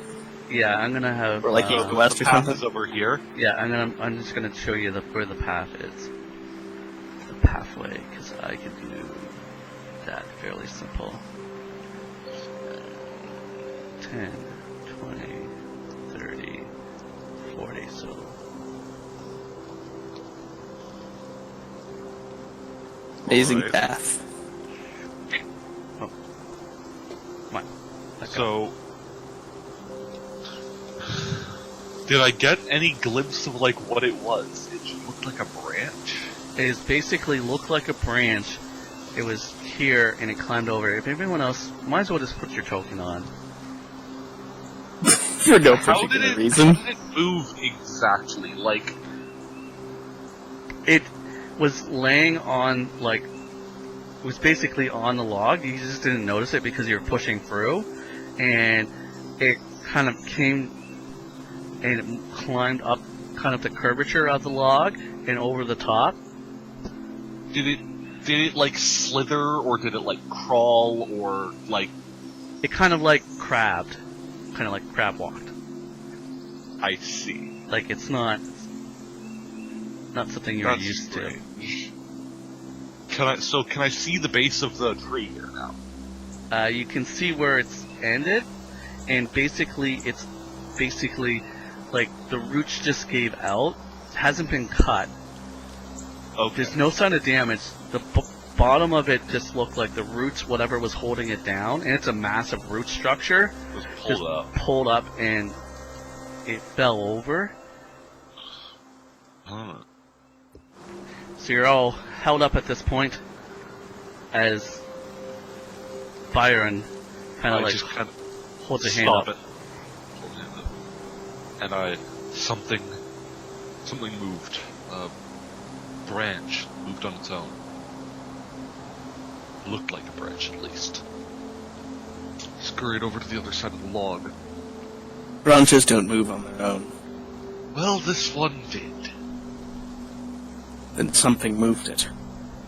Or it's not a branch. Precisely.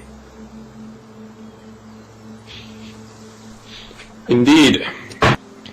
Can I like put my ear up to the wood and just listen?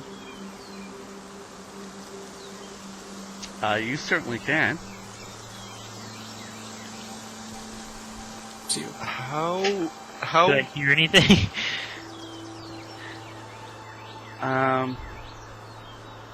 Give me a new perception roll, please. Sure.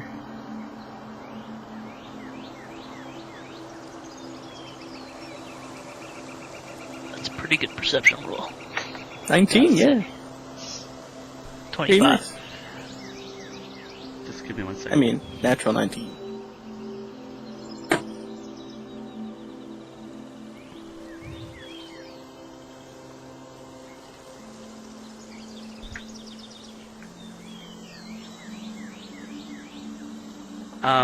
As you lean in, you actually hear little sounds like, have you ever hear chipmunks or squirrels climbing in trees? You hear the little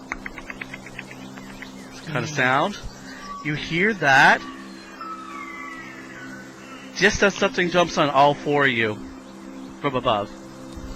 I'm like, there's so. Yeah. I'd like everyone. I'm gonna roll initiative. I knew it! Getting counter-loaded. As- What? It got my initiative got removed. Yeah, I was trying to refresh my memory on what I had planned for disposal of stealth, but What the heck? Byron has a 19, Rasmus has a 19, Right. I had to roll a second time because it got cleared. Jonna has 7. Yeah, I rolled twice, so I got a 6 second. Yeah. You can click on that and then Okay. I Yeah, had to roll. Gets to add. because I'm taking everyone's first. I'm gonna just Yeah. I thought only you could edit it, but I could. No, it auto adds. Battle.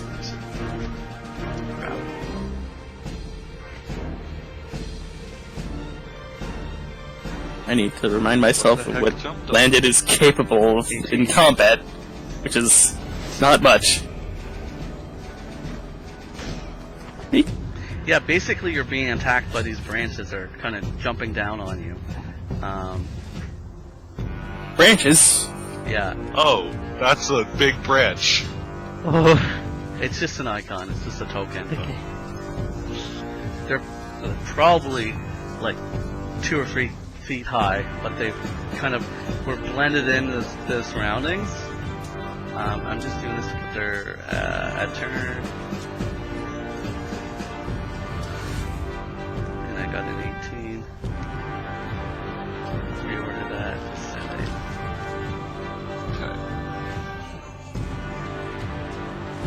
Copy.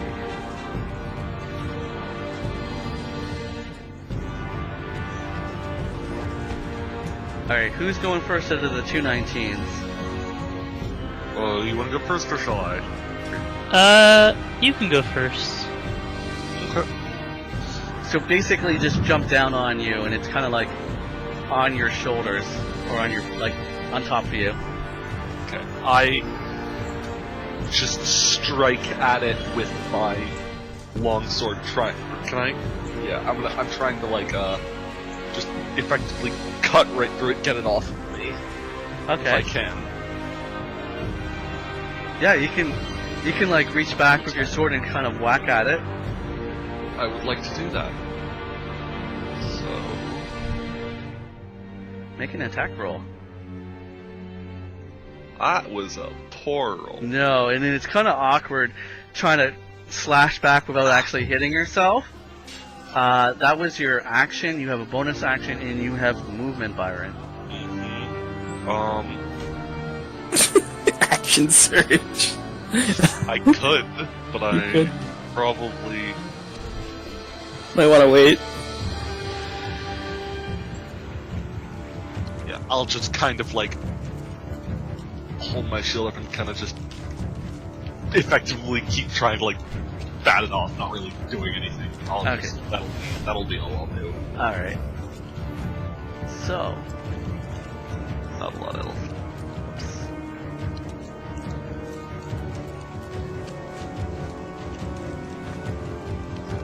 So I believe. Rasmus, it's your turn. This thing All has right. jumped on you, and since you were kind of leaned in, it's like right on top of you, like apparently trying to like dig in the back of your head. Oh. I'm just gonna kind of intercept it with my arm and then hit it a few times. Okay.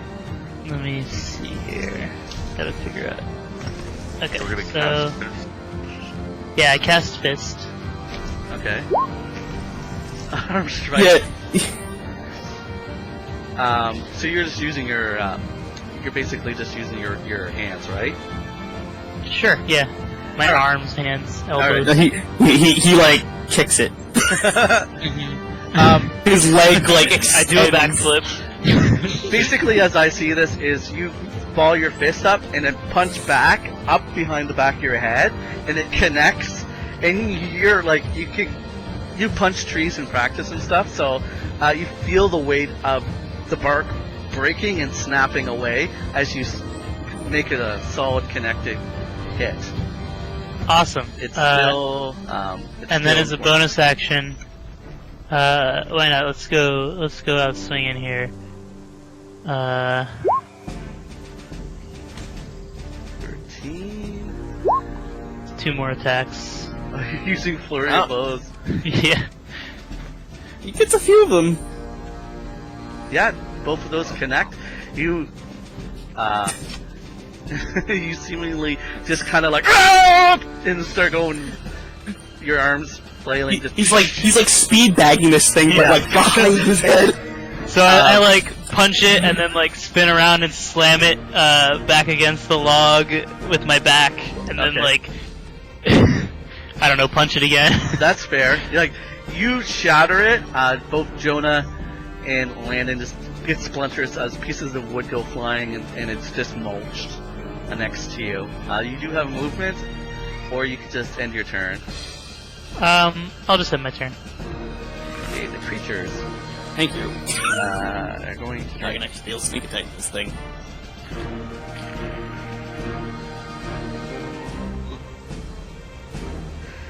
It's going to try to take its claws and kind of like dig into you guys.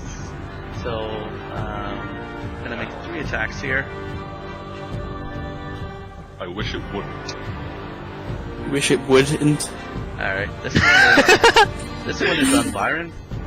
That's a 19, a 4 on Landon, and Yeah, no. a 20 on Jonna. So with that nat one, can I like just throw it off of me? Not necessarily gonna throw You- it off.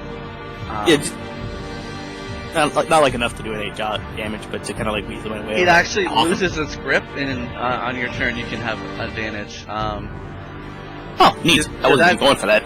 Did that hit you, Byron? Yeah, just barely. 19? Okay, let me roll for damage. I have a feeling that 20 hit Jonna. You are correct. That is correct. So, 2 points of damage, Byron, as you feel just below your ear, right on the top of your neck there, you feel the sharp points of the wood dig into your skin and draw blood. And Ow! the one that's kind of like, one of its arms is around you, Jonna, the other one is like digging into just the top of like, right below where your Adam's apple would be. It's like, one arm is around you, the other one's just like digging into your neck for 4 points of damage. Cool. Alright, Landon, it's your turn. Well, considering our sorcerer just had half of her health taken. Joking, of course. Landon just immediately has both of his swords out, and he's going to attack with both of them. Okay. So it's gonna be first one for 4 piercing damage. I believe you said that the 13's hit, right? Yeah. Alright, Yep. Rasmus is within 5 feet of it, Alright, so sneak attack does proc. Yep. So that's an extra d6. I don't actually have a thing for that set up. So extra 3 damage. Alright, so you just jab it with your short sword, piercing into it blindly, and you see little bits of wood fall away from its torso. Nice. And bonus action, second short sword attack. Or another. Wow, that's Yeah. that's not correct. That shouldn't be adding my. Yeah, it should be just taking your roll, right? Yeah. So that's 5. That's 5.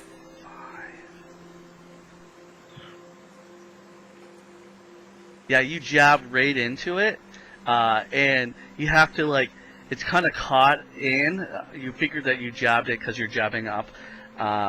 Actually, with its positioning, when it rolls the nat 1, it actually kind of slipped down in front of you. That's why you got 2 really good strikes. You pull your short sword out because you had completely impaled it, and you see cracks visible through the main torso at this point. Nice. Landon just kind of returns to a stance, and that's his turn. Okay, Jonna? How far away is the farthest one away? Well, there's one basically right on top of you. Yeah, but if I use Burning Hands, would I be able to hit all of them? No, you would. Remind me of the arc on. I know that it comes out and It's it's kind 15 of I think it's feet. 15 and then feet. dome. Yeah, it's a 15-foot arc. Or a cone, rather. yeah, probably just the one on you. Can you? Do you have the ability to shape it though? It's just a cone. There's a specific. I know there's a spell where you can shape so you don't hit people. Otherwise, you're gonna get. Might be able to hit the other one, but Yeah, you that's probably that's Oh, no, evocationist wizard ability. hit other people. Yeah, from her positioning, she couldn't hit the Oh, other there's one a- without hitting. Without No, hitting I have, Rasmus either. I have sorcery points I can use to protect allies. I see. Yeah, but doesn't that just make them automatically succeed their Always. save? Save everything. I don't know if it Yeah. makes it so they don't take damage. Just burn the one in front of you. Yeah, okay. Get him off. So, You could just firebolt it or whatever. yeah, cantrip you yeah, have. yeah. Jonah's gonna, like, punch it, but as she's punching, she's, like, shouting, Yeah. and her hand kind of, like, fire emits from her hand as she's punching towards it. Kami. Sorry. Yeah, it's Come gonna be, here. she Sparks fly and it catches. Neat. certainly it's vulnerable to fire. It's a twig. Yeah. Potentially. Potentially. I added some extra damage at the DM's discretion. Top of the order, Byron. Okay. This thing is still on you. I'm just gonna kind of take my sword, just try and stab at it again. Okay. Top of the order to you. Alright. Nice. Just the first one. Yeah. 16. Hit. I just have it set to always roll twice, just because it's easier setting it up. You thrust backwards with your long sword and connect with it, and you just force your way through. As you do, you hear and you kind of look over your shoulder to see that it's splintered in 3 pieces and hits to the ground. Okay, so it's dead. Yeah. Okay. Then I will move over to here. Okay. If I can. And be ready to engage this other one in melee, and then that will be the end of my turn. Okay, and that brings us to Rasmus, who's already dispatched one. Okay, I'm gonna try and help out Jonna. Okay. Just kind of whack it in the limbs where it's holding on to her. Yep. That.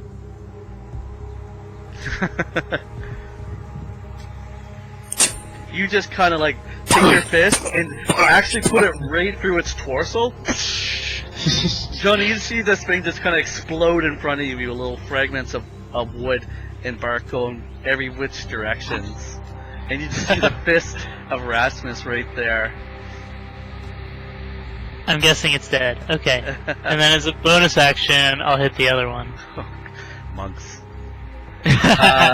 You swing on your heels to attack the one in front of Landon, and you just catch air because Landon's struggling with it at this point, and you just mistimed your attack. Okay. All right, Landon. It tries to rake at you.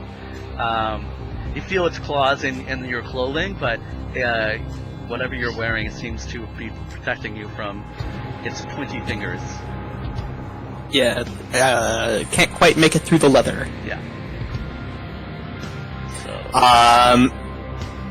Landon's just going to, like, take both of his swords and just jam them straight into this thing All right. as best as he can.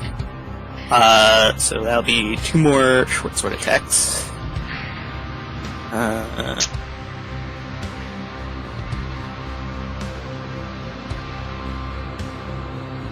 That one probably misses.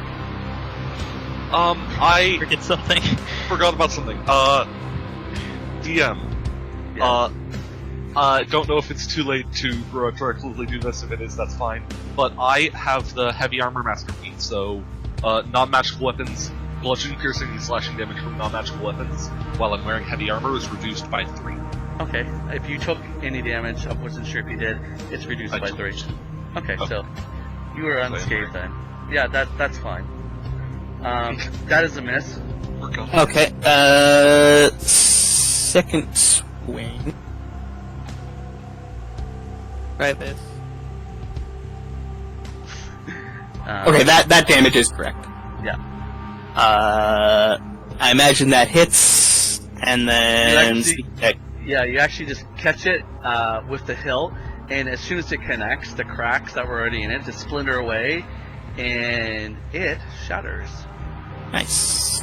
Just an extra 2 damage, just from sneak attack. I'm actually going to add sneak attack into my character sheet on Roll20, just because... Possible. Actually, does this let me... So is combat. Oh, this actually does do it. Yeah, it should. I always thought it should. Yeah. It's one of the toggles on Beyond 20. On. Oh yeah, it is. Yeah, so it is. Same thing with the Barbarian. They kind of worked it in there. All right. Yeah, but it sends it with each attack roll, which I don't particularly like. Well, because you can turn it off. I guess. Yeah. Well. I could do that. Combat over? Yeah. So these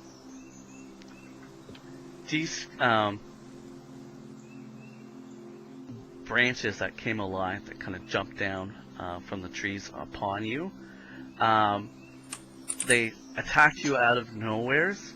As you dispatch the 4 of them, they're all kind of like looking at each other. Jonah's looking a little rough, and you all hear this echoing whisper. Get out, get out, get out. Get out, get out, get out, get out. And it kind of echoes all around you.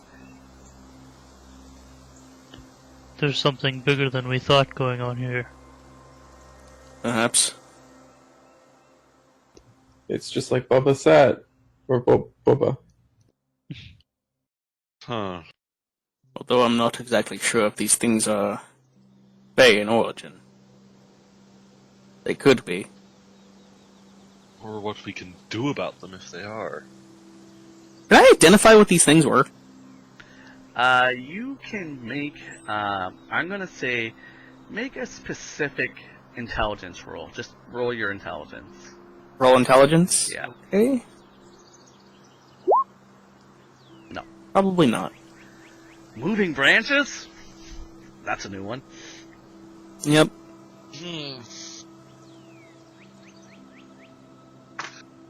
So this voice is coming from like all around us. It's not directional. It kind of echoed around in the woods, and you couldn't really pinpoint the direction of the echo. It just kind of echoes around you.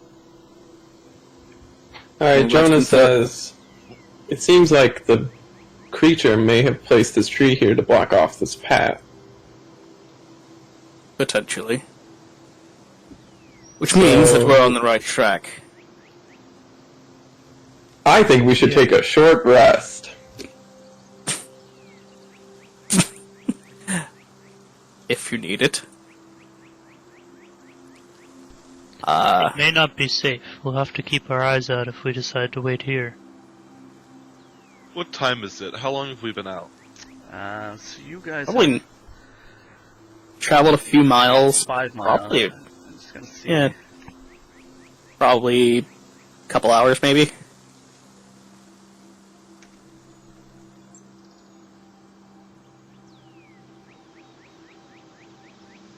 So apparently, at an average walking speed, you can walk 1 hour or 5 miles in 1 hour in 37 minutes. So that being said, Yeah, but we're walking like over Yeah, but ground. that's assuming a straight path. that's true. I'm gonna put an extra hour on that. So 2.5 hours. You would have left. It was 7, 8. It's about 10 a.m. at this point. Well, we could keep going. It doesn't matter. We're fine. We just need to be careful so we Well- don't get stuck out here at night. So Jonah's asking the rest, but you do see like claw marks in the front of just below her neck, and it's bleeding. Like the whole. I'm not sure what clothes. Again, are you just wearing a blouse, Jonah? Yeah. So the front of Jonah's blouse is soaked through with red. You're like, oh, it's fine. We're gonna keep going. Oh my God, Jonah, are you okay? Can I attempt to treat it a little bit with medicine? You can. Like, she's not. Whatever blood flow has been shed, she's not like bleeding out. It's made her, in effect, like, you can make a medicine check, but it's not gonna heal her per se. Yeah, I know. Yeah. You're like, ah. You take some like leaves and some like mud and concoct something, and this will keep it from bleeding more. Beast, why? You really are a mountain man. Yeah, I actually have proficiency in the herbalism kit, if that helps. Okay. Give me some herbs. Ah, yes, the famous Excedrin plant. Milk I've of the heard about poppy. this. Here, take this, Jonah. That should dull the pain a little bit. You won't feel a thing. Oh So, wait, that was poison nettle. have you agreed to take a short rest or not? I'm just curious. We can take a short rest. Yeah. She'd probably be one of the only ones benefiting from it, but... Yeah. Actually, I would get one key point back. Yeah, you'd get a key point back. And anyone that wants to use one of their hit dice to heal, which is probably what Jonah's gonna do. Yeah, Jonah's the only one that's actually injured. Landon's fine. Okay, Jonah, you get back 5. Yeah. Nice. Profit of... I'll use my action surge. you have a minus I'll use my before we short rest. I'll use my action surge to take another action. You Awesome. throw one of the twig do corpses into the river. Yeah. Just... He just like does a bunch of poses in rapid succession. Landon will do nothing because he doesn't get anything back on a short rest. I'm gonna climb up on top of the log and look around. Okay. I'm under the path. Byron covers himself in dirt. hides in a hole. Okay, so after finishing... I like that only his hair is visible. I'm just gonna say why Jonah is resting. No one else really needs to kind of really rest. Well, I'll say, Rasmus, you need to rest to get your key back, but if no one really wants to recharge any of their short rest abilities, then they can just attempt to climb over the log. I would like to get up on top of. Can I rest on top of the log? I'll allow that. Okay. So just give me... You can roll acrobatics or athletics to get I up will there. move through the log. I would like to try and get on top of it as well. Okay, both of you can make that. Can I make an acrobatics to get up on top of the log? Oh yeah, I allowed either athletics or acrobatics. I am surprisingly not proficient in acrobatics. Nope. You kind of... I mean, I do have like a... You see Landon kind of struggling, Byron, and you reach down and extend your hand to pull Yeah. poor Eh. Landon up on top of No, this massive. once I'd gotten mostly up, I would have definitely tried to pull him up. So basically the path continue going westward, and it extends another 30 feet, and then there's kind of like a dog leg to the left, and then you can't see beyond that tree line. So the path continues. Because I never get a chance to use these, I'm going to nail a python into the top of the log and tie some rope, Okay. just so it's easier to get up and down, Yes. up and down. For those of us that aren't as skilled with the climbing.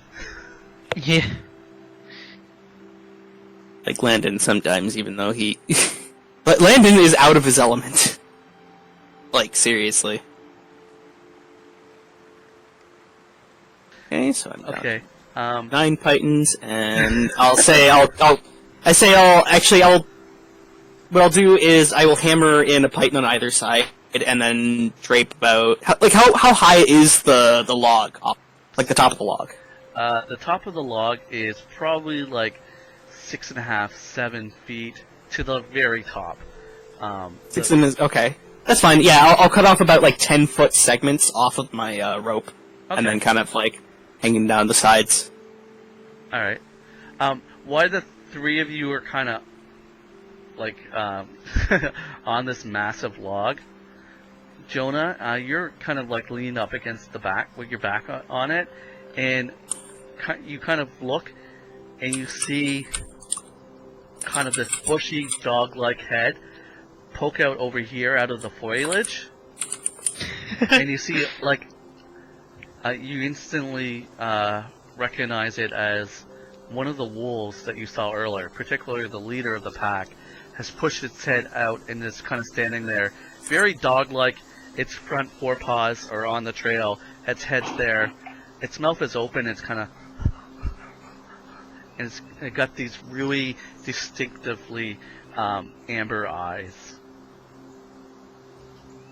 I say, we've got dogs. And you all kind of look back over your shoulder, and with everyone's passive, you can see.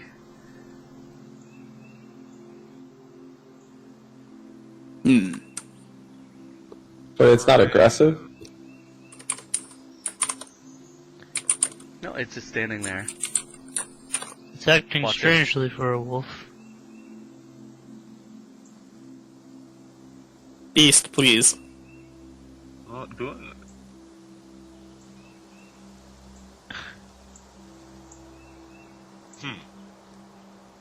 That is strange.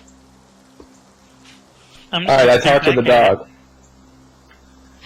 We're all up above, and you're down there with the dog. I say, hey boy, what you doing?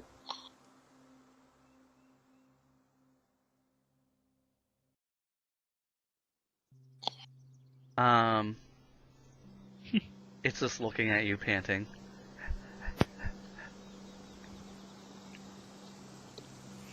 I say, where'd your friends go, little guy? The wolf just tilts her head to the side.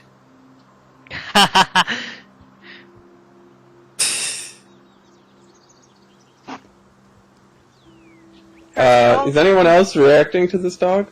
Apparently. Landon is staring at it. watching carefully. The rest of them just were up on this log. Looking at it with interest. She decides to approach, slowly, cautiously, her tail wagging and her ears alert, but she still remains non-threatening. And then she looks back to the woods, and then back to you. I'm gonna hop down and approach.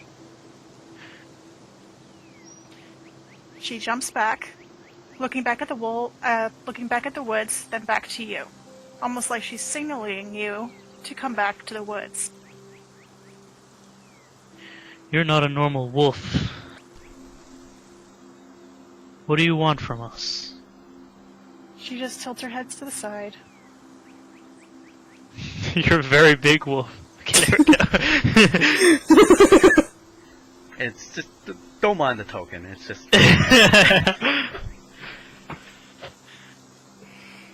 Her tail continues to wag, and she lets out one little gruff bark, and then she pads back towards the woods. But she looks back at you, waiting. Well, there's no harm in following it. Yeah, I think we leap should. down. I leap down from the thing again. Landon will kind of like Oh, shoulder the rope and then kind of like slide his way down. okay. Yeah, Jonah's like, alright, let's follow this dog. The wolf isn't actually black, but it's covered in soot, head to toe. It's like the soot is kind of masking off of it as it moves, kind of leaving a little ash cloud almost. And that's how we're gonna wrap up the game tonight. Hello, this is Malachi from the Night Sparrows, and you've been listening to a presentation of the Harp and Hearth Tavern D&D group. You can find us at SoundCloud as the Harp and Hearth, and we also have a Discord, the Harp and Hearth Tavern. I hope you enjoyed this session.